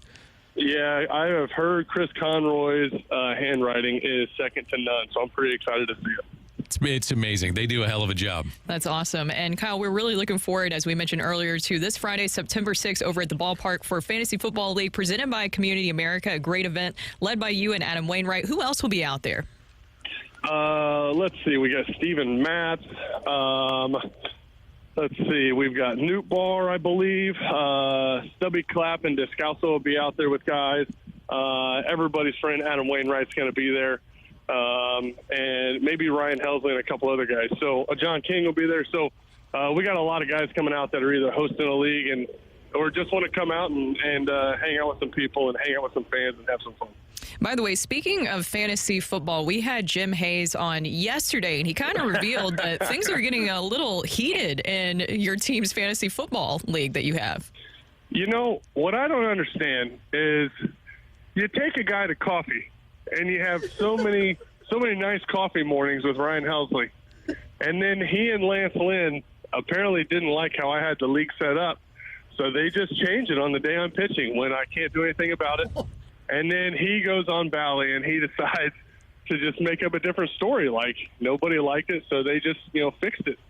And I walked away from the table apparently as I walked to the mound. So, sometimes those things happen. But you know what? In the end, you just put your ego aside. You stay a part of the league. You have a little bit of fun and you enjoy it. Draft night, he did a great job. He and Lance set up the draft night. The league looks like it's going to go off with no hiccups. And but never seen somebody drop out of the league one year and become the commissioner the next year. So Ryan Helsley's doing a great job sitting in for us. Now, aren't you the veteran of that crew, though? Can't you come in here and say, hey, I'm the veteran. This is what I want to do? Nope. Lance Lynn and Matt Carpenter are the veterans and older than me. So okay. They are the ones. They get the final say there. So, Lance and Hell took over and got it set up just how they wanted. So it's all good. Yeah, we say more seasoned, right? Remember? Yeah. Well, when we're talking about other people, they are older than me. When I'm included in the conversation, we are more seasoned. I've got one more baseball question for you, and I'm sure we'll wrap it up after this, or at least close to wrapping it up. But wasn't it great for you guys that are close to Steven Matz to see him? And he's gone through a lot, man, here in St. Louis, just to get back on the field. But wasn't that great a couple of nights ago to see him just back on the mound? And man. You guys are a tight-knit group. I know that means something. And his stuff looked really good. His changeup was on point, which, man, for me, changeup is just such a field pitch. And for him to have it back so quick, really goes to the work that he put in. His delivery looked great. He pitched really well against a really tough team, and just watching him go through his work and really, talking to him, hearing him face disappointment when he had a setback, hear him, talk about the good things when he had it going well and when he was close to coming back. And, then he'd be right back in disappointment. And, I'm just so happy for him. He's worked so hard this year, and I know it just, people probably don't even understand some of the pain and some of the grueling work that he went through to get back here. And, he's going to be a big piece here as we've expanded rosters, and now he's going to be starting games. And, he's going to be a big piece on making sure that our bullpen, stays fresh and going deep into games. And I know he didn't get through 5 this time, but, next time out, I have no doubt he's going to be, 5th, 6th inning and right back to, throwing the ball well and getting deep into the game. Thank you so much for joining us, Kyle, and enjoy the rest of your off day. Yeah, I appreciate it. It's it's our 5-year-old Rosalind's birthday today. So, we're going to celebrate Roro's golden birthday here on September 5th, turning 5. So it's going to be a fun day. Not normally do they fall on days off. Normally they fall on days I'm pitching. So thankfully, we get a full day here, and we're going to have some fun. Awesome. Thank you so much, Kyle. We really appreciate you joining us. Yep, appreciate you guys. That was Cardinals pitcher Kyle Gibson, and happy birthday to Roro. I'm glad that he's able to spend the day off with her. He's right. I mean, I think a lot of people, I think people understand, but maybe forget that there's a lot of sacrifices for the family members along the way for those players where you don't even get to spend birthdays together sometimes.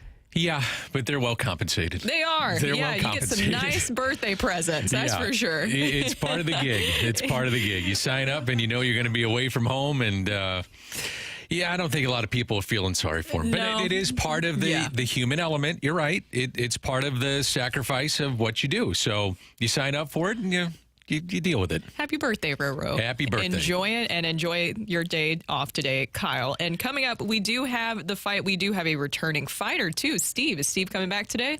Steve, yeah. Stevie will be there. Stevie will be there. Yeah. Stevie, my dog. No, not that dog. Oh, okay. Our All other right. dog. Other dog. Steve's our dog. Steve will be there, and we will have the fight coming up next year on 101 ESPN.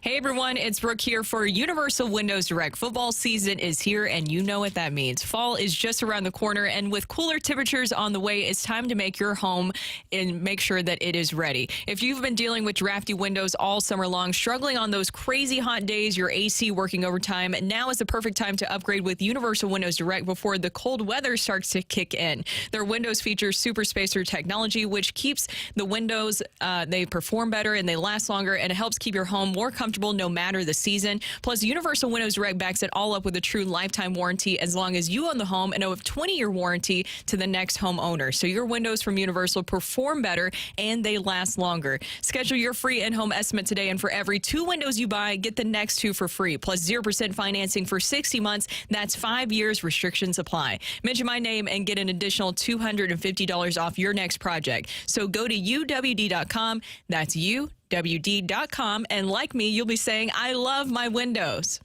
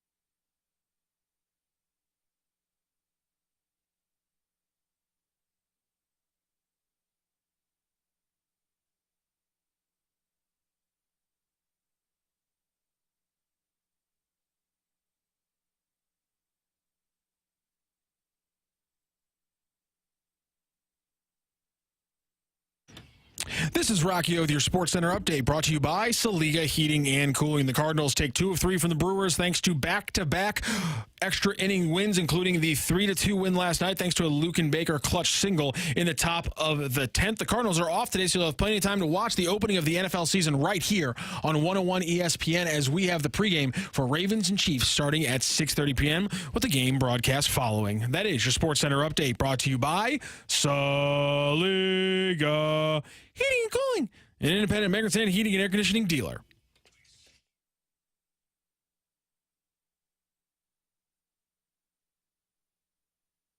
Welcome to the fight. In the red corner, Average Joe Listener. And in the blue corner, the undisputed king of morning drive. Please welcome Randy Carricker.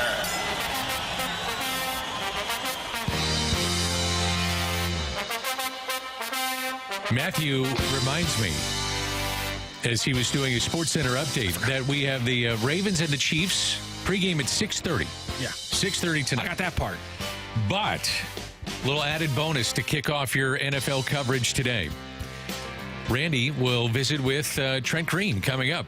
The former Vianney product and former NFL quarterback Vianney product is coming up. Indiana as well. Yeah, and it's a good one. It's so good, in fact, that it's eaten up the majority of our 9 o'clock hour. That's 9:15 and 9:30. You'll be hearing from Trent Green, because it was a fantastic interview with Randy Carricker. And we're celebrating the 25 years of the anniversary of the greatest show on turf. You're darn right we are. So that's our installment this week with Trent Green. Now we say hello and good morning to Steve. Steve, good morning. How are you? I'm great. I've been up all night cramming for this, so hope it goes well. You may have taken it a little too far if you were up all night. Dedication. Yeah, the dedication is there, though. Are you nervous? Are you excited? What do we got here? I'm excited. I'm ready to go. Well, I'm not ready to ask any questions yet. Well, Danny, that's kind of... Oh, okay. We got a clock to follow. Oh, we got to... All right, we got to do it. Trent Green come up. We just talked about it. Okay, are you ready, Steve? Deep breath. Here we go. I'm ready when you are. All right, question 1. Who is the all-time touchdowns leader in NFL history with 208? Is it Jim Brown, Emmitt Smith, or Jerry Rice? Oh, geez. Confidence, Steve. I like Steve. I know. What was number 2 again? The options Smith? were, well, let me give you the options. I'll read the question again. Who is the all-time touchdown leader in NFL history with 208? Was it Jim Brown, Emmitt Smith, or Jerry Rice? I'm going to go with Jerry Rice. Is that your final answer? That is my final answer. On to question 2. When the NBA and ABA finally merged, only 6 teams were left standing in the ABA. The NBA agreed to accept 4 of those teams, leaving out the Spirits of St. Louis and which other franchise? Was it the Utah Stars, the Virginia Squires, or the Kentucky Colonels? I have no clue. I'm going to go with the Kentucky Colonels. On to question 3. Who is the last Cardinal to lead the National League in ERA? Was it Chris Carpenter, Jack Flaherty, or Adam Wainwright? I want to go with Chris Carpenter. Final answer, Steve? Is my final answer. You, sir, are off to a good start. Here we go with Number question 4. What was the first season the NFL draft was reduced to the now used format of 7 rounds? Was that 1990, 1992, or 1994? I'm going to go with 94. Wow. That's my final answer. All right.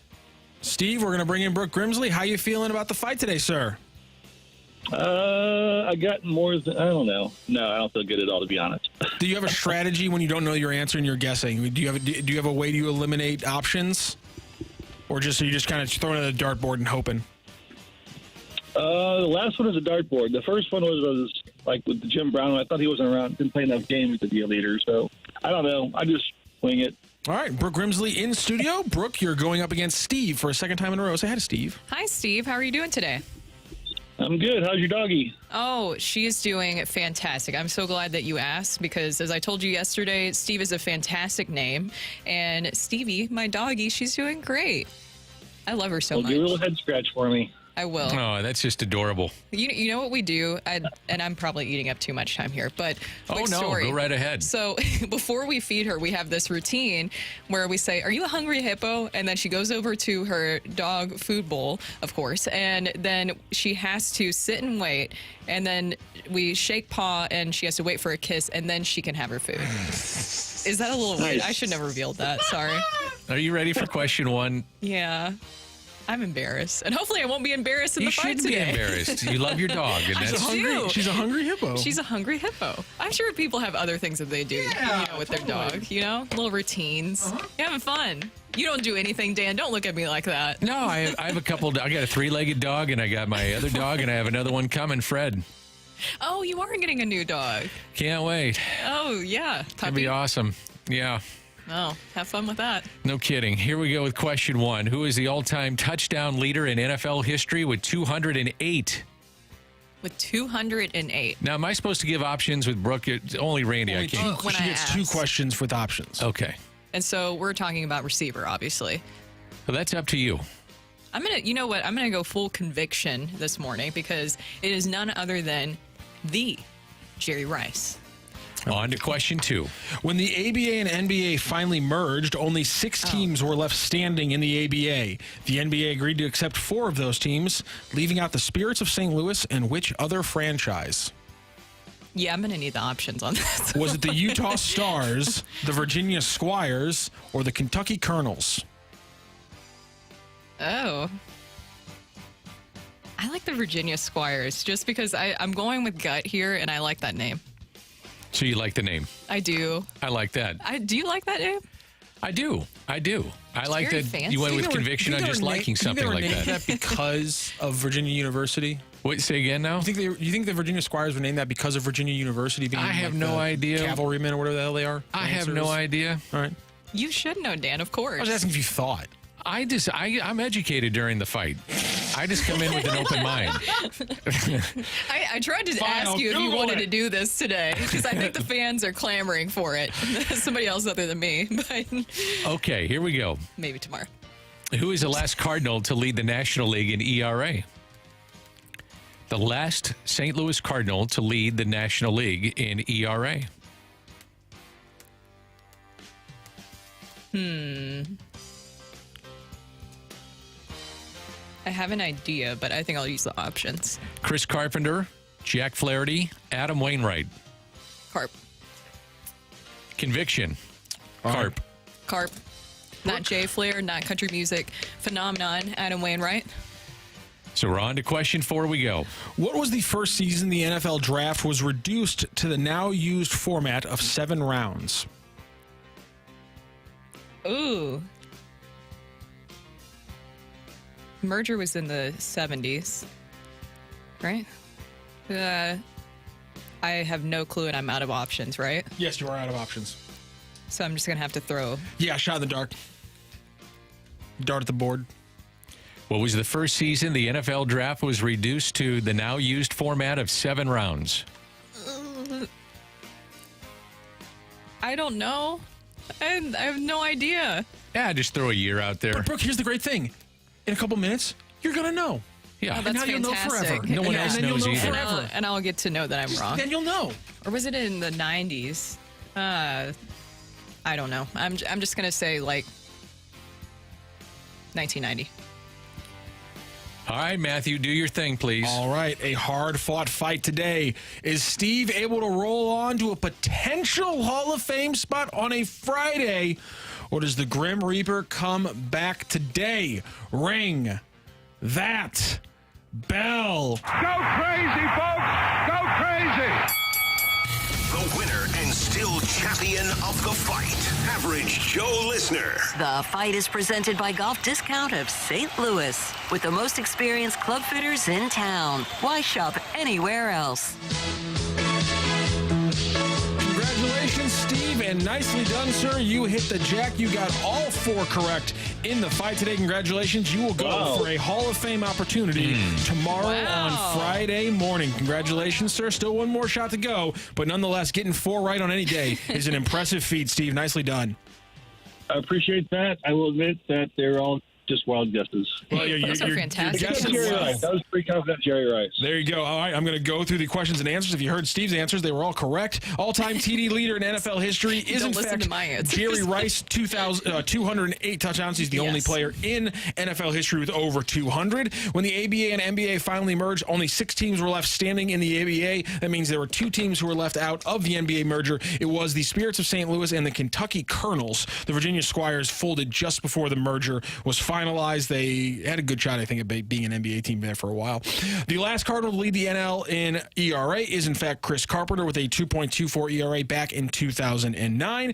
And the first season the NFL draft was reduced to the now used format of 7 rounds. They had kicked it down from 12 to 8 in the late 80s. And then in 1994, they finally went from 8 to 7 rounds in 1994 in the NFL. A perfect 4 for 4 from Steve today. So we will talk to him again in the fight tomorrow. Thank you so much, Steve, for joining the fight today, and we'll talk to you tomorrow. Thank you. Appreciate it, guys. Thank you so much, Steve. You know, I went in with the intention of just going with the first gut instinct, but then the gut kind of started to fade away a little bit towards the end there, Dan. I don't blame you. I didn't, let's see, I knew Jerry Rice, I knew Carp. Yes. I had no idea about 2005, right, for Carp? 2009. Oh, 2009. Yeah, Yes. and then I did not know number 2. Because when he wins the Cy Young in 05, Clemens, I think, had like a 2.23 ERA, and he had like a 2.45. And so he didn't lead the NL in the actual year he won the Cy Young. 09, as we learned on Monday during our ticket giveaway at the end of the show, he loses it to Tim Lincecum despite leading the NL in ERA. Because by that time, Felix Hernandez had broken our minds about how ERA worked. And there was a matchup late in the season of 05 against Clemens and Carpenter, and they went head-to-head. Both teams are very good, but that was kind of the game that I think won him the Cy Young Award down in Houston. He outdueled Roger Clemens. It was a great baseball game, and probably got him the Cy Young Award. That reminds me. Do you guys remember the first time you had an opponent's team for your team, and you were afraid that you had to face them coming down the pipe? Do you remember what that first team was that ever made you as a kid be like, oh my God, I'm worried about that? Made you at school, you were thinking, man, this weekend's going to be rough for my boys. Mets and Cardinals. Okay. Yeah, that Mets makes and sense. Cardinals. What year? What year are we talking? Oh, just the 80s. Okay. Yeah, just the 80s in general. That was the best. The Mets and the Cardinals was so much fun. Much fun. What about you, Brooke?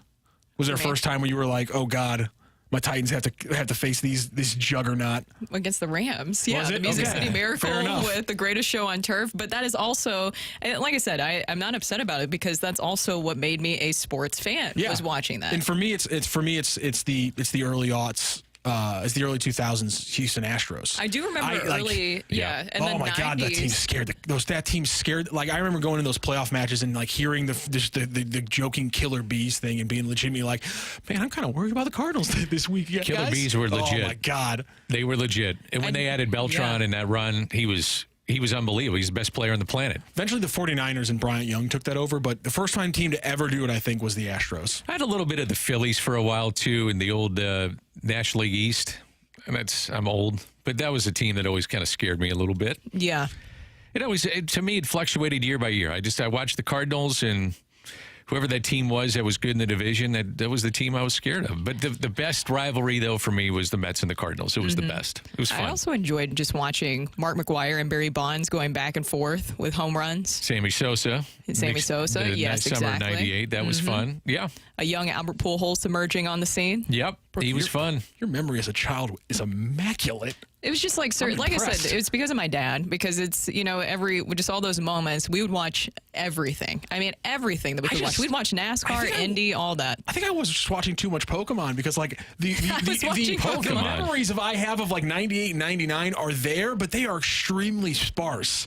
I think I was just playing I think I was just locked in on my Nintendo 64 too much because I do not remember those as well as you do. I'm impressed. And now was look at watching you. those big giants. You're a trap of information. Still plays a lot of video games. You still play Pokemon, you still play a lot of video games? Oh God, yeah. I love that stuff. Wow.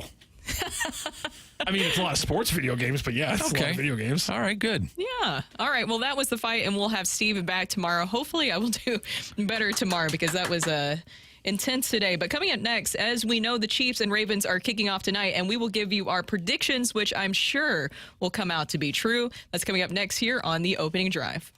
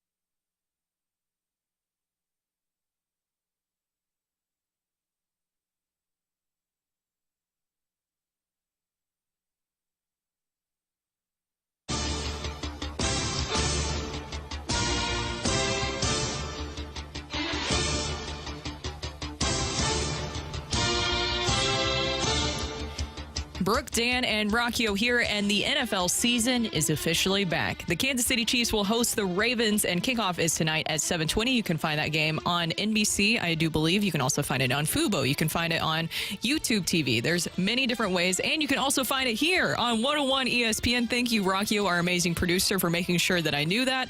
But we also have our predictions for what's to come for this year. And we have the season figured out, Dan. You know, I'm sure none of these predictions will turn into, freezing cold takes or anything that will haunt us. But here are our predictions for the season to come. So who do you have for the AFC Championship game? I got Kansas City. I don't know if anybody would bet against them. I also have Baltimore in there. I really want Lamar Jackson to get over the negative narratives. He's so good. But can he win the big game? And I think that he'll get there, but not get past Kansas City. Andy Reid and the Chiefs are just a juggernaut. Haven't been seen this in quite some time in the NFL, so I'm going KC and Baltimore. I mean, just don't bury the lead. Danny, we're watching the AFC Championship pregame tonight. Come on now. I think it might be. I love that. Might be. Okay. Might be. Now, I will say I'm a little bit selfish when I was doing this last night, the hard research I did on this for our predictions for the season. And a lot of my picks are going to be based around my fantasy football team. So, of course, I went with the Chiefs because Patrick Mahomes is my starting quarterback, so I want things to go well for him. And there was a part of me, though, Dan, where I was like, you know what? I want to be a contrarian. I want to do something different, pick different teams for the AFC Championship. Something Jaguars. different will happen. Absolutely not. That's blasphemous. Please don't say that. But how do you pick against the Chiefs? How do you pick against Andy Reid? I know that Travis Kelce is still getting up there, a little bit up there in age, but I feel like the receiver room is so much better this year than last year, and that was one of their biggest issues. So now looking ahead to the NFC Championship game, I'm going with San Francisco and Green Bay. Ooh. 49ers, talented as they were last year, they went to the Super Bowl. Brock Purdy's arm is actually better than it was a year ago.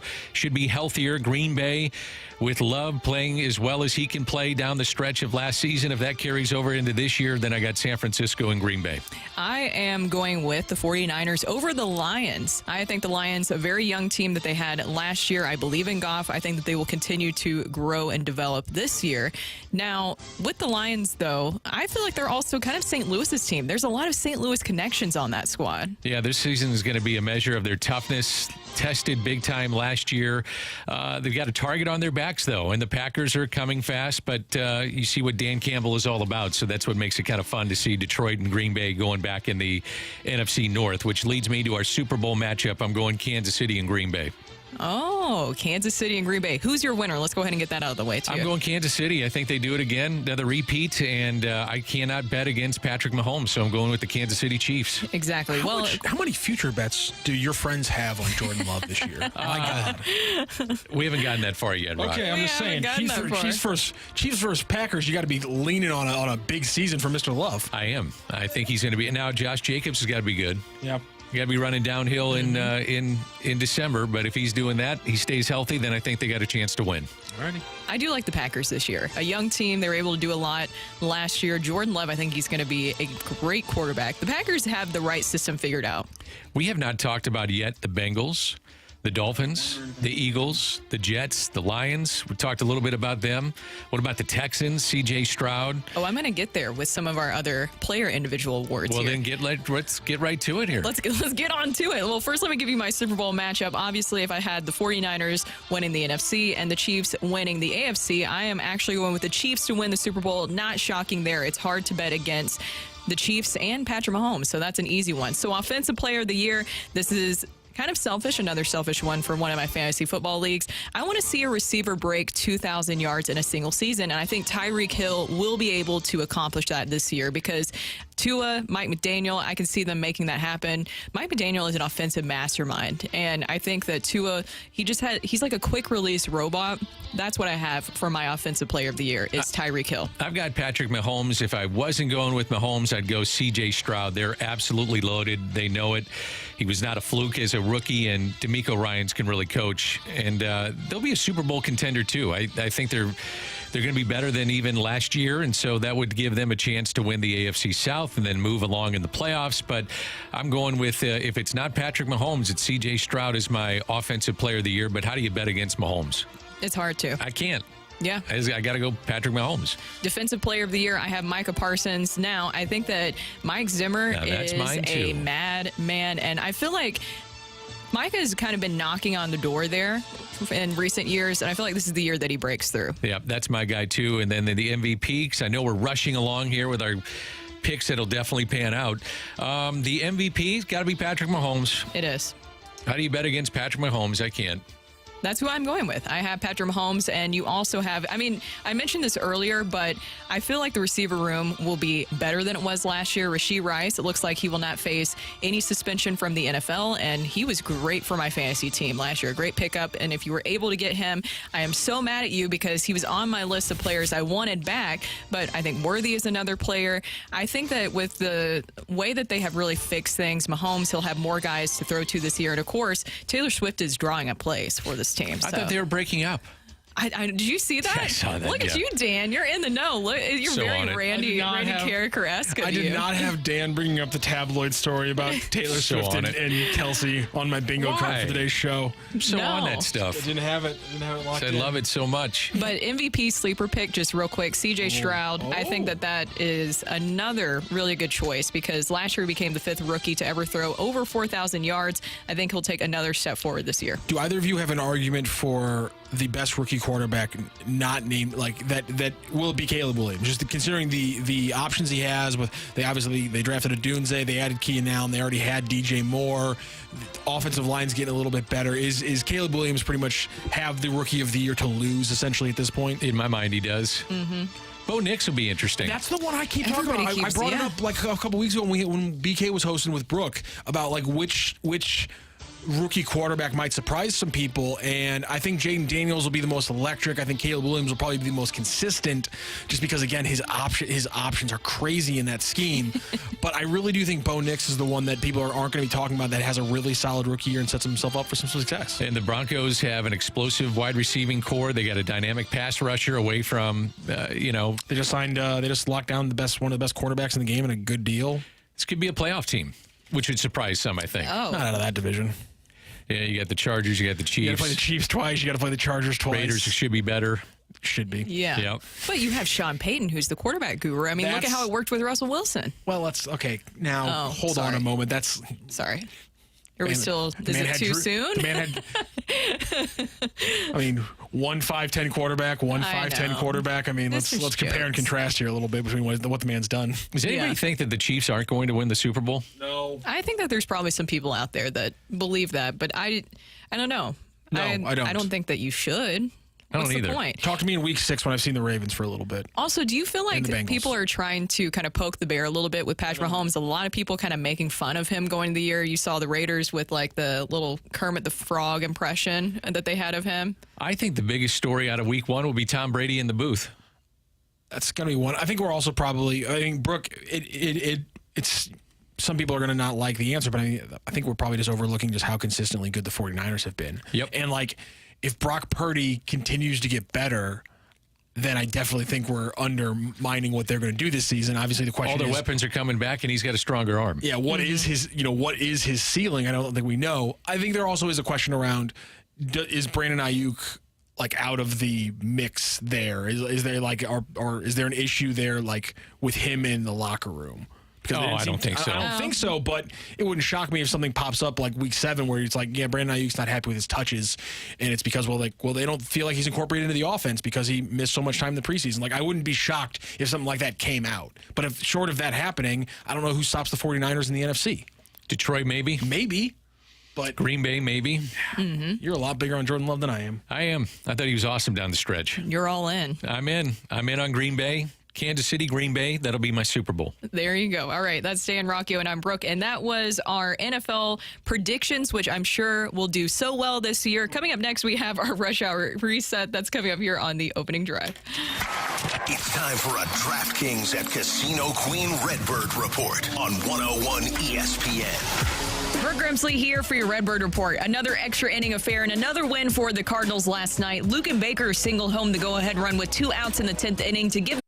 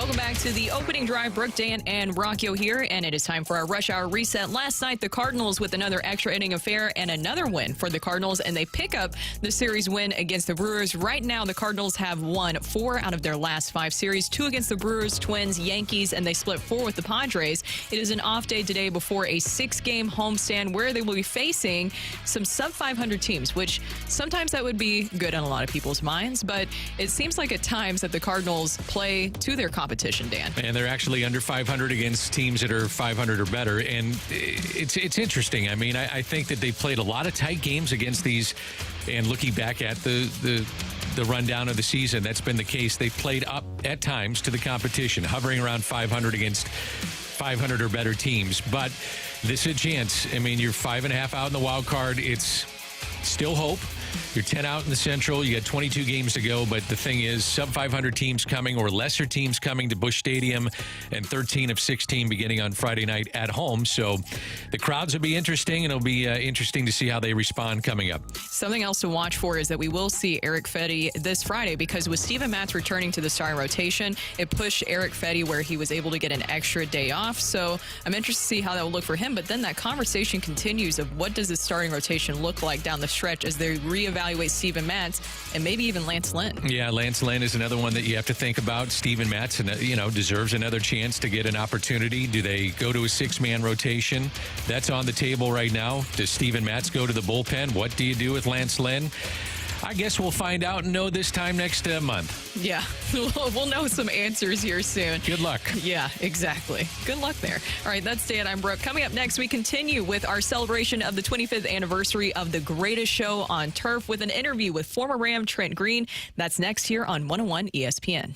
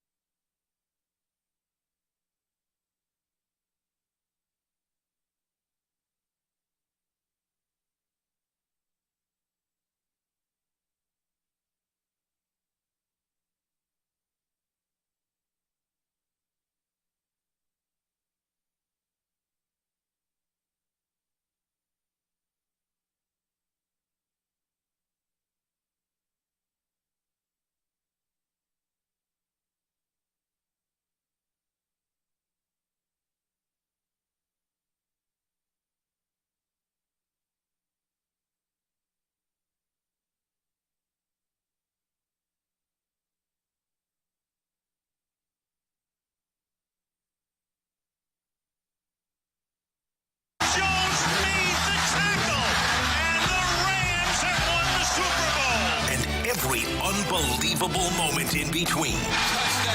Touchdown, Ricky Prohl in the corner. Every piece of the 99 season felt like a story. And today, we continue the legend of the greatest show on turf. Welcome back to the opening drive on 101 ESPN in St. Louis. And in this year, 2020-24, we celebrate the 25-year anniversary of the St. Louis Rams Super Bowl 34 championship. And a guy who changed the Rams dramatically for the better that year was number 10 quarterback Trent Green, who's with us now. Trent, it's always good to hear your voice. How you doing? I'm doing great, Randy. It's that season obviously is one with mixed emotions, but I think the thing that jumps out to me the most is being a kid that grew up in St. Louis and being there for when the football Cardinals left and went to Arizona, and then having a team come back and being a part of that team and helping to bring the city a world championship. Whatever part in that I played, that was really just to see the way the city reacted, the city responded, and what a special year that was for a lot of people. And I was a Redskins fan before the Rams moved here, so I still followed them, and I was aware of what you were doing in Washington under Mike Martz, who also came with you. When you came here, there's a story that Dick Vermeil tells about how you were meeting at Tony's restaurant and he showed up late. Can you give us your recollection of that meeting? Oh, wow. It's a story that a lot of people don't know. I mean, some have heard over the years. I've tried to share it at different opportunities, and it sounds like Coach has as well. One of the things that coaches never does is to be late somewhere, and so the dinner at Tony's was supposed to be with Coach. Carol was out of town, so it was with Coach. It was going to be Mike White and his wife, Mike Martz and his wife, and we just got there. And my wife was there, and Julie was there, and so yeah, Coach was late, and we couldn't, and I was just kind of getting to know Coach. I had only, been there for several handful of hours when this dinner was thrown together. So yeah, he was late coming in, and they noticed that he didn't wear a sport coat, which, you have to have a sport coat on there. And they're like, well, that's really strange, that he doesn't have a sport coat. Now, this is all before cell phones and everything else, but the fact he was late, they were worried about it. And then the fact he showed up without a sport coat on. So a couple of, I forget who it was that went back, and they ended up getting him a coat and brought him out. And he ended up getting in an accident. And can you imagine today with like all the cell phones and all the, the apps and social media and everything else. But the head coach of the Rams is on his way for a free agents dinner with me and my wife, and gets in a car accident on the way. How that would just like be all over everywhere. Oh, well, yeah. That wasn't the case. So he stayed there, did the police report, and talked to everybody, made sure everybody was okay, handed out business cards to everyone, so if anybody needed anything. And then the way it was told to me is that the lady that I believe that he got in an accident with was talking about football. Once everybody figured out everybody was okay, she says to him, well, what are we going to do about quarterback? And he's like, oh my gosh, I'm supposed to be having dinner with Trent Green right now. So he ends up walking the rest of the way to Tony's and coming in. That's why I didn't have a sport coat on, because the sport coat was in the vehicle. And then as dinner progressed, we get to the dessert part of it. He rolls up his sleeve, and in the little saucer that the coffee cup was on, he starts placing little shards of glass. He had because the vehicle actually flipped, from what I understand, it flipped on its side. So the window, the glass, there was a lot of broken glass in there. And so he's wrapping up the dinner, talking about the team, talking about what and I look over at Julie and I was like, I got to play for this guy. This is crazy. So a very memorable dinner, and one that had a big impact on me in terms of the type of commitment that Coach Vermeil had to this team. And his kicker was that the lady that he was talking to said to him, "You aren't going to give me another year of Tony Banks, are you?"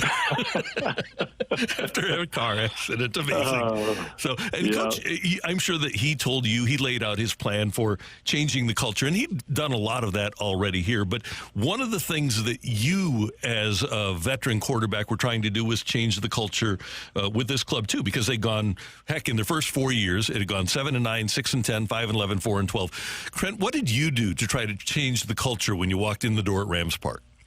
Well, I think the biggest thing is there's tons of talent. There was, and we ended up bringing in more. But there was a lot of talent. You got to remember how good that defense was, right? And Coach Vermeil went out and hired Mike Martz. Mike Martz was my quarterback coach for 2 years in Washington, and so Mike left before free agency even started. And that's where I knew, Jack Kent Cooke had passed away. Ownership of the Redskins was up in the air.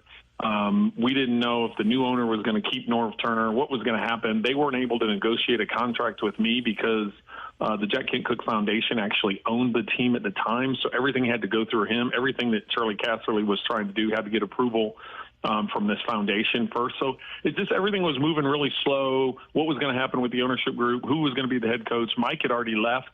So when free agency approached, and I knew that St. Louis was going to potentially be one of those teams, I just thought there was a fit there, being from St. Louis and knowing that I knew Mike and knew the system that he was going to put in. So once everything contractually got figured out and I got signed and we moved in there, I think the biggest thing was, and Mike and I had this conversation, Mike really wanted to hammer home to the coaches what the offense was going to be and how they were going to run it and how they were going to do everything. And whatever time he was allowed to be with people, just get everybody up to speed. And then he had asked me, he was like, we need to get the players up to speed and this offense as well as anybody. So, I just tried, I've always been, you got to remember up until that point, I was a borderline roster member, right? Mm-hmm. I had been cut a couple times. I had been on and off of rosters. I was the third quarterback for a lot of years. And really my only year starting was in that 98 season.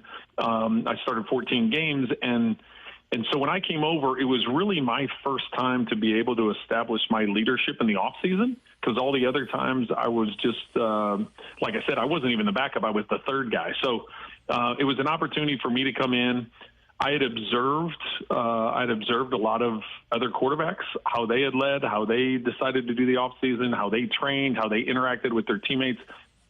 I spent a lot of time. I was turning 29 that year. So when I signed, I believe it was in February, and then, we moved over in the off season. Back then, the off season I think started March 1st. So we were there day one. I wanted to be there. I thought that was important. And so really for me, it was more about how I wanted to establish myself as a leader of the locker room. And for me, I was always a grinder. I was always someone that, you're going to be there a long time. You're going to be there all day, be the first one in, be the last one to leave. If there's somebody there, interact with them, whether it's the offensive side of the ball, defensive side of the ball, whatever it may be.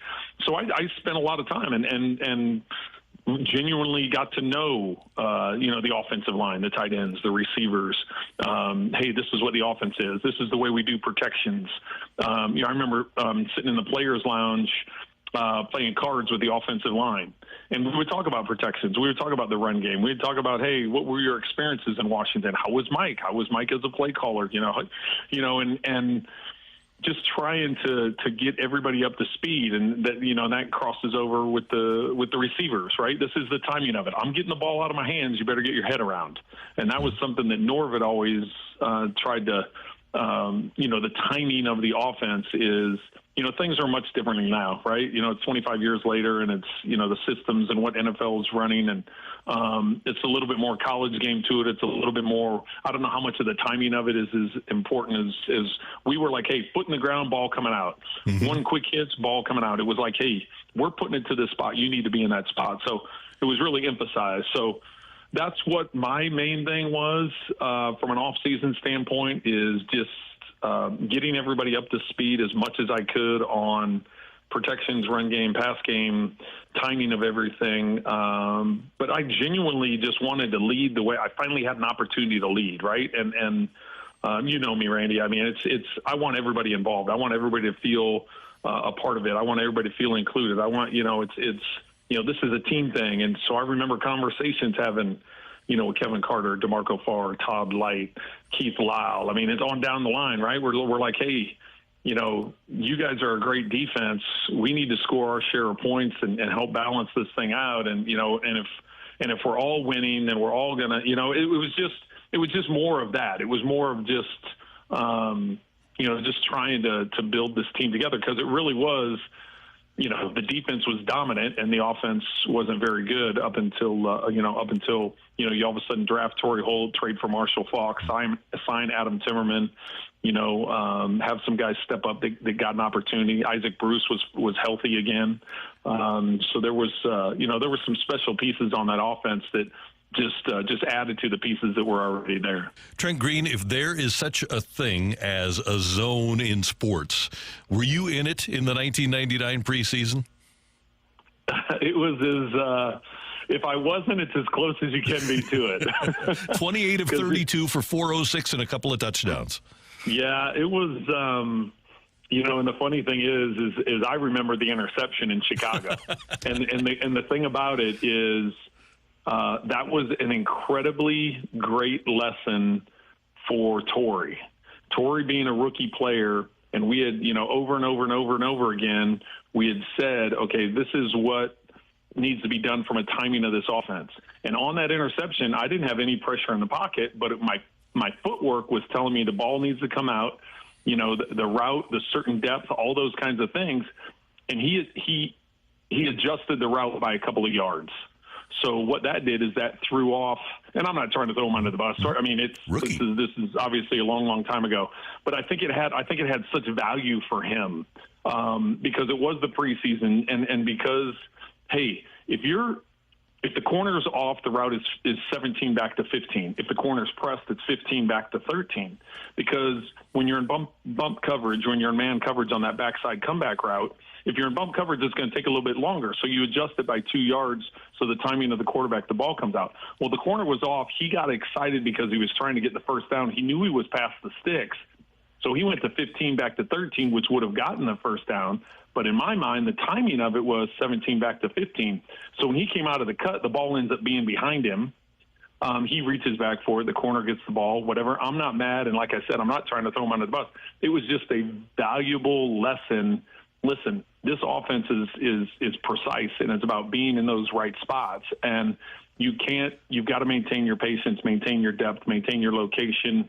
If it means you're catching the ball 2 yards inside the edge of the numbers at 17 yards deep, or you're catching the ball on the near hash and not the far hash, or your landmark is the back cone and not the front cone, all those things matter. And I think that was a huge lesson for him and a huge lesson for all the other receivers and just the timing of an understanding when it came out. So from a zone standpoint, being in the zone, I felt really good about where we were offensively. I thought we could have a really special year. I knew that, like I said, I knew the defense was good, and I knew they were going to hold up their end of the bargain. I think we all thought we were going to have a special season, but for it to unfold the way that it did, I'm not sure anybody could have anticipated that. Former Rams quarterback Trent Green with us on the opening drive. More coming up right after this.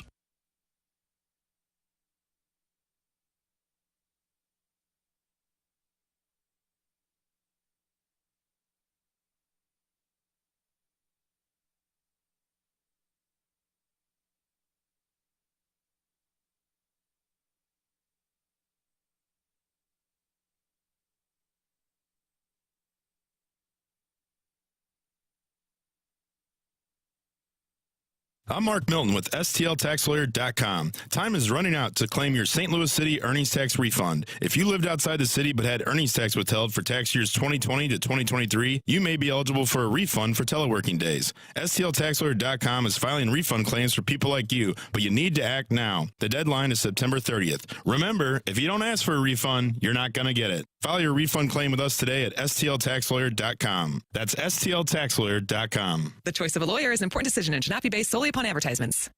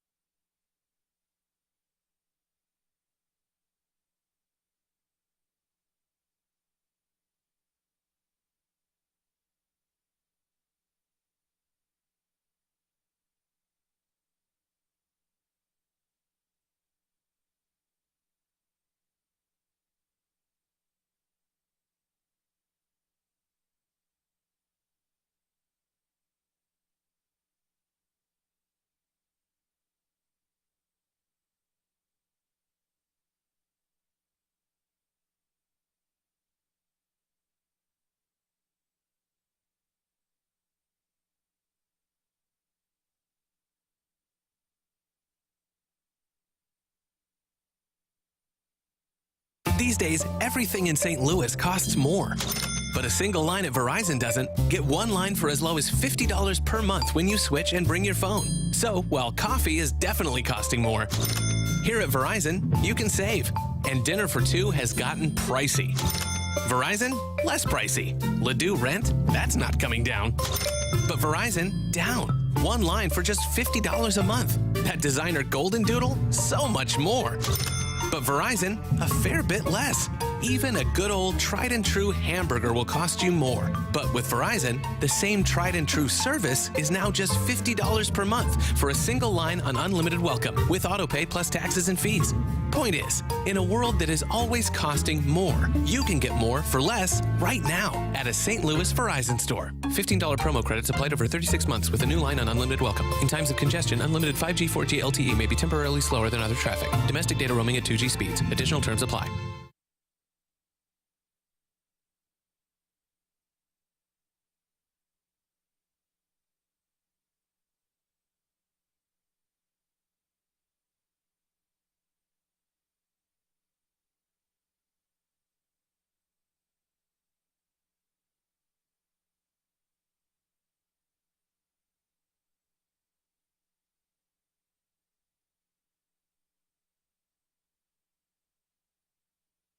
DirecTV and DirecTV Stream customers, you have lost ESPN, including college football, Monday Night Football, ESPN Sunday Night Baseball, SportsCenter, and more. Take action now. Call 844-KEEP-MY-ESPN or visit KeepMyESPN.com.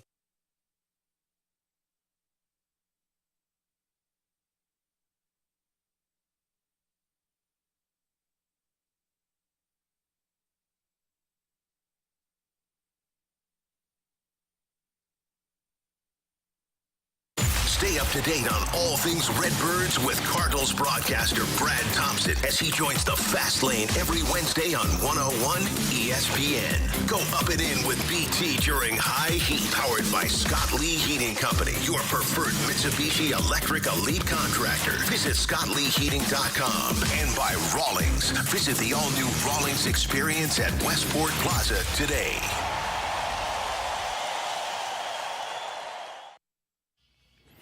This is Rocky with your Sports Center update, driven by Johnny Londoff Chevrolet and Johnny Londoff Autoplex. The Cardinals yesterday finished off taking 2 of 3 from the Brewers with their second straight extra innings victory, thanks to a Luken Baker single in the top of the 10th. The Cardinals are off tonight before they start against the Mariners with a 3-game series on Friday evenings. You can watch the NFL opener tonight right here on or listen to the NFL opener right here on 101 ESPN. Pregame starts at 6:30 for the Chiefs and the Ravens. And we'll get you back right now to Randy Carricker and Trent Green here on 101 ESPN. That is your Sports Center update, driven by Johnny Londoff Chevrolet and Johnny Londoff Autoplex. We see them at londoff.com. Chevy, together we drive.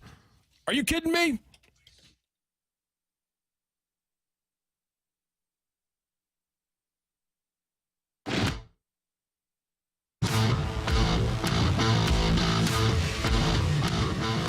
Trent Green with us on the opening drive on 101 ESPN, celebrating 25 years since won Super Bowl 34. Trent, as you went through training camp in 1999, how much attention were you paying to Kurt Warner? How familiar with him were you, and did you think that he was what he eventually became? I think the talent was always there. I think the thing that really was hard for Kurt at that time, and I think it's been documented, and I think he's probably talked about it, and Mike's talked about it, and even coaches talked about it. You know, Mike's mentality was, we need to get him ready. And I knew exactly where Mike was coming from, because that's really kind of what Norv had put me through, you know, as the backup quarterback. So you didn't necessarily, sometimes you're trying to send a message through other guys. And so I think the thing is that Mike was trying to do with Kurt is he was really hard on him. Kurt and I had several conversations throughout the course of training camp and then throughout the preseason prior to my injury. I said, you know what, just stick with it. You're doing fine. You're doing good. But Mike was so demanding. And that's the same thing. I would come home. I remember in Washington, I would come home and my wife, Julie, she would, you know, now we laugh about it, but I would come home so mad. I would be like, I got yelled at for doing it. I go, I was doing the right thing, and he's screaming and yelling at me, and and I would go at the time. Cam Cameron was the quarterback coach prior to Mike getting there, and I'd go into Cam, and Cam's like, just listen, you're doing fine, just that's what he's trying to rattle you. I mean, there were times I'd go to the line of scrimmage, and he'd start cussing me out and say, huddle back up, huddle everybody back up. You don't know what the hell you're doing. Call the play over again, get out. And I'm just like, I don't know what I did. I don't know what I did wrong. And it was really what he was trying to do. What Norv was trying to do was send a message to me like, okay, all this, I'm giving you all this chaos. You've still got to calm down and make the play. And I didn't understand it at the time, but it ultimately made me a better player. When I got in and played, there was nothing that was really going to faze me because I had already endured it for 3 years. So when I finally got that opportunity in 98 and then ultimately transitioning, moving forward in my career. So I knew some of the stuff that Kurt was going through because that was very similar. And I hadn't been with Mike prior to the 2 years in Washington, so I don't know what his coaching style was prior. But I knew exactly what he was doing. And I was just trying to encourage Kurt as much as possible and help him in any way I could. This was prior to the injury. And then once the injury happened, I think if you go back and you look at that Baltimore game, I think that's where his confidence kind of took off because nobody really knew, right? Mm-hmm. I got hurt the third preseason game. I want to say the last preseason game was just okay. It wasn't like he went in and put up like some historic type numbers. It was just without having any stats or anything in front of me. I think it was just an okay thing. And I think they wanted to get him out of there because you had been hurt, and they said, well, we got to have him for next week. Right. And so, we went into the Baltimore game, and I don't remember it starting off like incredibly sharp, but I think as the game went along and all of a sudden a big play happened, he ended up with, I don't know if he was at 300 yards or right around 300 yards, but I mean, yeah, so it was, I just think that really kind of and then once that confidence happened and the team's confidence and they're like, oh, okay, well, we got, and then I think just every week from there, right? It was just another week, another opportunity. And then the one that really jumps out to me, and I think it really kind of sparked the entire team, was how bad the team had been for the 90s, how bad the team had been in St. Louis, and the domination that the 49ers had over the Rams in that division for such a long time. And we go into that 49ers game, and I don't know what the 49ers record was. I don't remember, but it was just like, okay, this is like, if we're going to be any good, this is the team we've got to get. And we really put it on them. I mean, it was one of those. And so I think after that, even though we had some good games and won in dominant fashion in the first couple of weeks of the season, I think that San Francisco game is really what got everybody like, hey, we knew we had something special, but now we just put it on the 49ers who've dominated us for the last decade or more. Let's get this thing rolling. So I just think as the confidence grew, as Kurt's confidence grew, the team just got rolling. A couple more things for Trent Green. Number one, and I know that you've done this, and it's hard to do it from a personal standpoint, but I want you to see if you can take a 10,000-foot view, because I always get the question, would the Rams have been able to do what they did with Trent Green under center that they did with Kurt Warner? And I say, in my mind, no doubt. So I don't know if you can take yourself out of it, but just look from a talent standpoint, the tools that were there. If you plug Trent Green in to that 1999 team, what do you think? Well, all I can go off of is the way I was playing in the preseason before I got hurt, and I know it was just the preseason, but I think the way I was playing, the way the offense was rolling, the confidence that was growing. I've thanked Coach Vermeil. I've thanked John Shaw and Jay Zygmunt and all the guys on the team, because everybody's been very generous with their compliments of saying, we would have won, if Trent was in there. That's very nice to say. I would have liked to think we would because of the way I was playing and because of the way the offense was playing. I mean, we'll never know, but I'd like to think because I was playing at such a high level prior to the injury and then ultimately ended up, coming back and putting together some nice years in Kansas City. I think that was for me, I look at that the tape where I get injured. and seeing the response of Isaac Bruce when he comes out on the field and you know, he's slamming his helmet on the ground. And if you remember when that was happening, people always ask me, they're like, well, what do you think? I say, well, I knew right away I was done. I mean, you could feel the tear, you could feel the hot water pouring down your leg, which was the all the stuff tearing inside. I mean, all the things that people told me that I felt all those things. So I was pretty confident that I was done for the year. But the thing I did is I took my helmet off, and I wasn't screaming and cussing and all the other stuff. I just kind of put my hands on my face. Because it had taken me, you know my story. So it had taken me a long time to become a starter. It was my 6th year out of college, my 5th year in the NFL, because 1 year I was out of football. So it had taken me that long to get to the point where what you and I have already talked about, Randy, where I come into the off season as the starter, where I can kind of implement and be the leader that I wanted to be in the locker room, on the practice field, in the weight room, in the meeting rooms, all those kinds of things. And I knew we were going to be a good team. Like I said, I didn't know it would end up becoming what it became. So I think that was the thing for me. I just put my hands on my face, and I just was just like, I can't believe this is happening, because all the pieces were in place to have a lot of success. So I think that was the hard part, but it was also a motivating part. Because I did not get a very good diagnosis. There's a lot of stuff that wasn't revealed at the time in terms of how bad it was. I ended up having 3 surgeries in the first 8 months. And I ended up having to have a 4th surgery after the 2000 season. They wanted to do the 4th surgery right before training camp in 2000. And I said, you can't. I said, because if I have a 4th surgery that I'm not going to be ready, then I potentially get put on IR. If I'm on IR 2 years in a row, then no one's going to give me a chance. I said, slap a brace on there, put some pegs in it to kind of limit the range of motion I can have to protect it. Let's get through 2000, and then I'll have the surgery after 2000, which I ultimately did.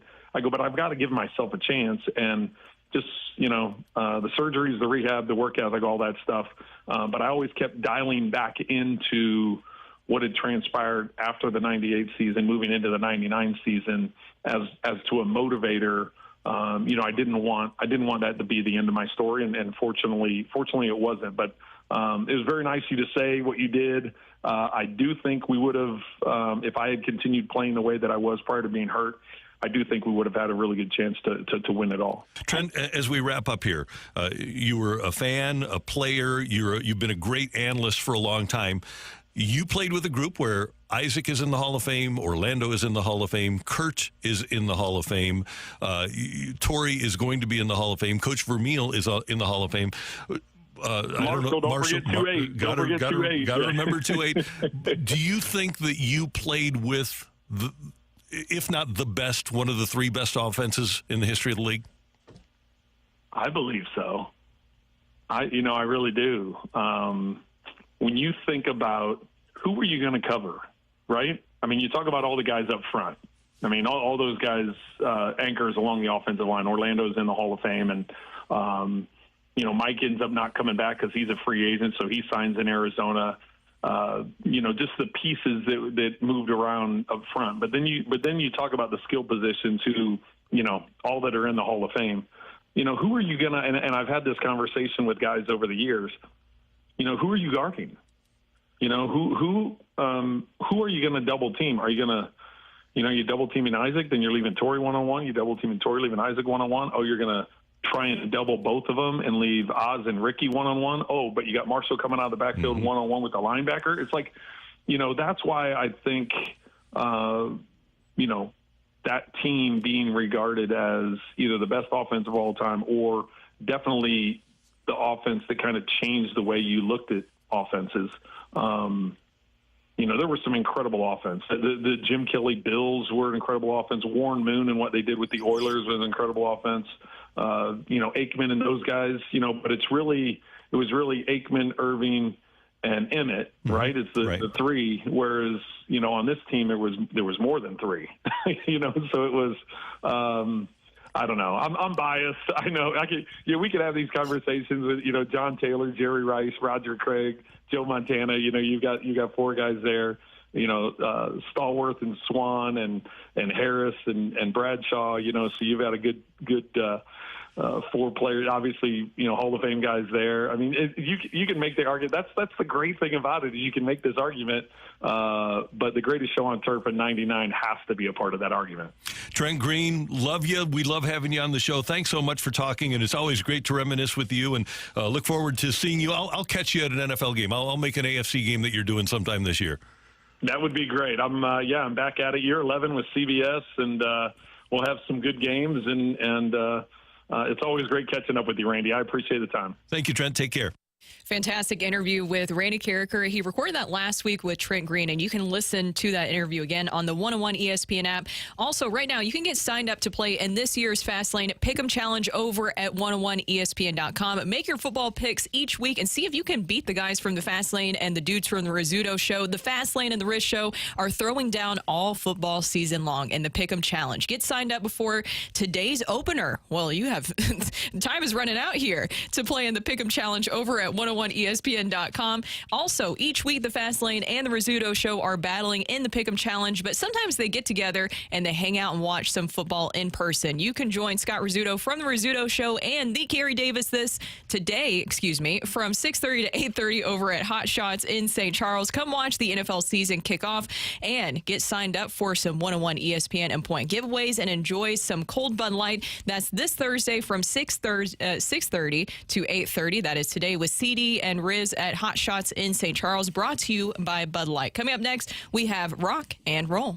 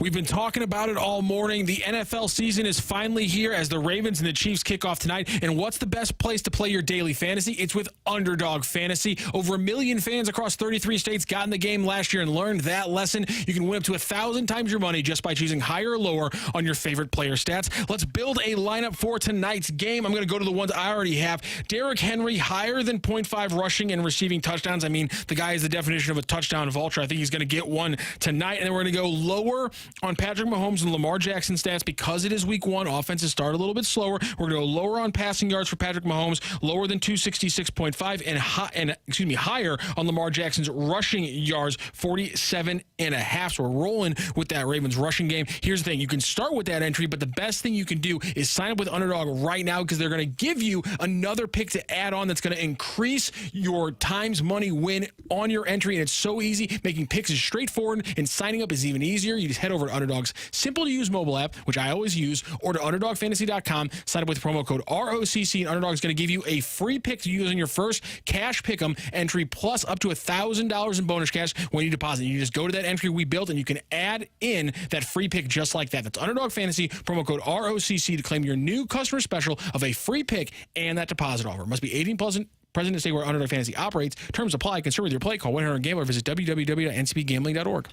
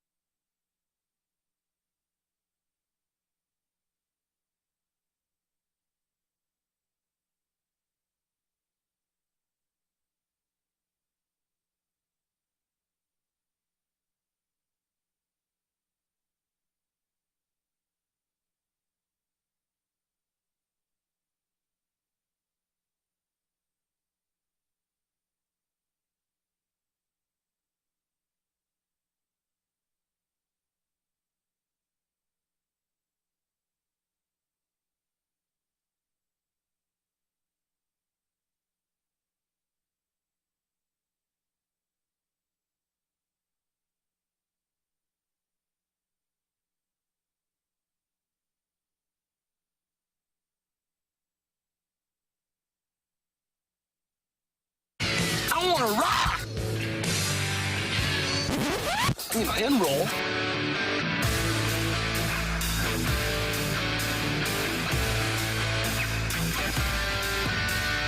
Let's rock. Let's rock today. Dan and Rockio here, and while Randy Carricker has the week off, you can join Randy on Monday, September 9th from 4 to 6 p.m. over at Fenton Bar and Grill. You know that's his favorite spot in town. Come see the best servers and bartenders in the area, including the fiery redhead Kelly, who one day I need to go over and meet. You can enjoy their outdoor deck, cold drinks, and chow down on the best original trash wings in St. Louis. Plus, get signed up for some 101 ESPN giveaways. That's Randy Carricker at Fenton Bar and Grill this Monday. Learn more at 101ESPN.com. And props to Randy with that visit with Trent Green. That was fantastic. 101 ESPN has your shot to score a 4-pack of tickets to next Tuesday's Budweiser Bash Cardinals and Reds. Final Bud Bash game of the season features a limited edition Chris Carpenter bobblehead giveaway. Text in to win those free Budweiser Bash tickets if you get the answer correct on a trivia question that Rock's come up with. Yes, it's going to be texter number 10 on this one, texter number 10 on this one. With which team did Trent Green set his career high in passing touchdowns with 26 in one season? With which NFL team did Trent Green set his career high in passing touchdowns for a single season with 26? And by the way, we did have to shorten a little bit of that Trent Green interview, so if you want to listen to the whole thing completely uninterrupted, you can always go to our 101ESPN.com website, and there is a special landing page which will have all our greatest show on turf interviews as we progress through the fall. Right now, obviously, you can listen to former Rams GM Charlie Armey, former Rams quarterback Trent Green, and then next week we'll add DeMarco Farr to that list. Thanks to Budweiser for hooking us up with Budweiser Bash tickets to giveaways all season long. That just about does it, doesn't it? I know. I was going to say, do we have anything? That'll wrap her up. All right, We let's don't have wrap it anything up. for rock and roll? Just a little we high and by? Yeah, we just a little high and by. I thought you guys did great today. We had some fun with some goofy topics, and that's means that we don't have time to have any fun with goofy topics right now because I brought my whole thing up about which team scared you when you were a child. Because it was pertinent in the moment, and so I decided to sacrifice part of rock and roll to get that topic out in the moment. We have tomorrow, Derek Gould's going to be in studio for an hour.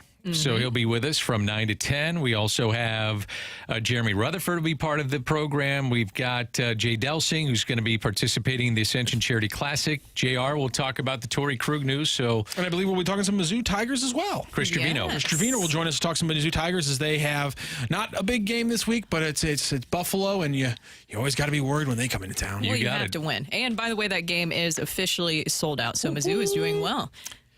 All right. Really well. Nicely I guess done. I got to close it down. Thank you, we Rob. have Do you have the winner? correct answer. Yes, Trent Green threw 26 touchdowns in his second year as a Kansas City Chief, and that was a career high for him as he led one of the high-octane offenses in the early 2000s there for a couple seasons. Good stuff. Nice. Yeah. Great job today, Rockio. Pleasure. Dan, wonderful as always. Oh, you too. Fantastic. Pleasure. Perfect. We're going to get you that Wagyu hot dog, okay? Yeah, I'm good. All right. And thank you all for listening. The Balloon Party's next. But for now, happy Friday Eve, everyone.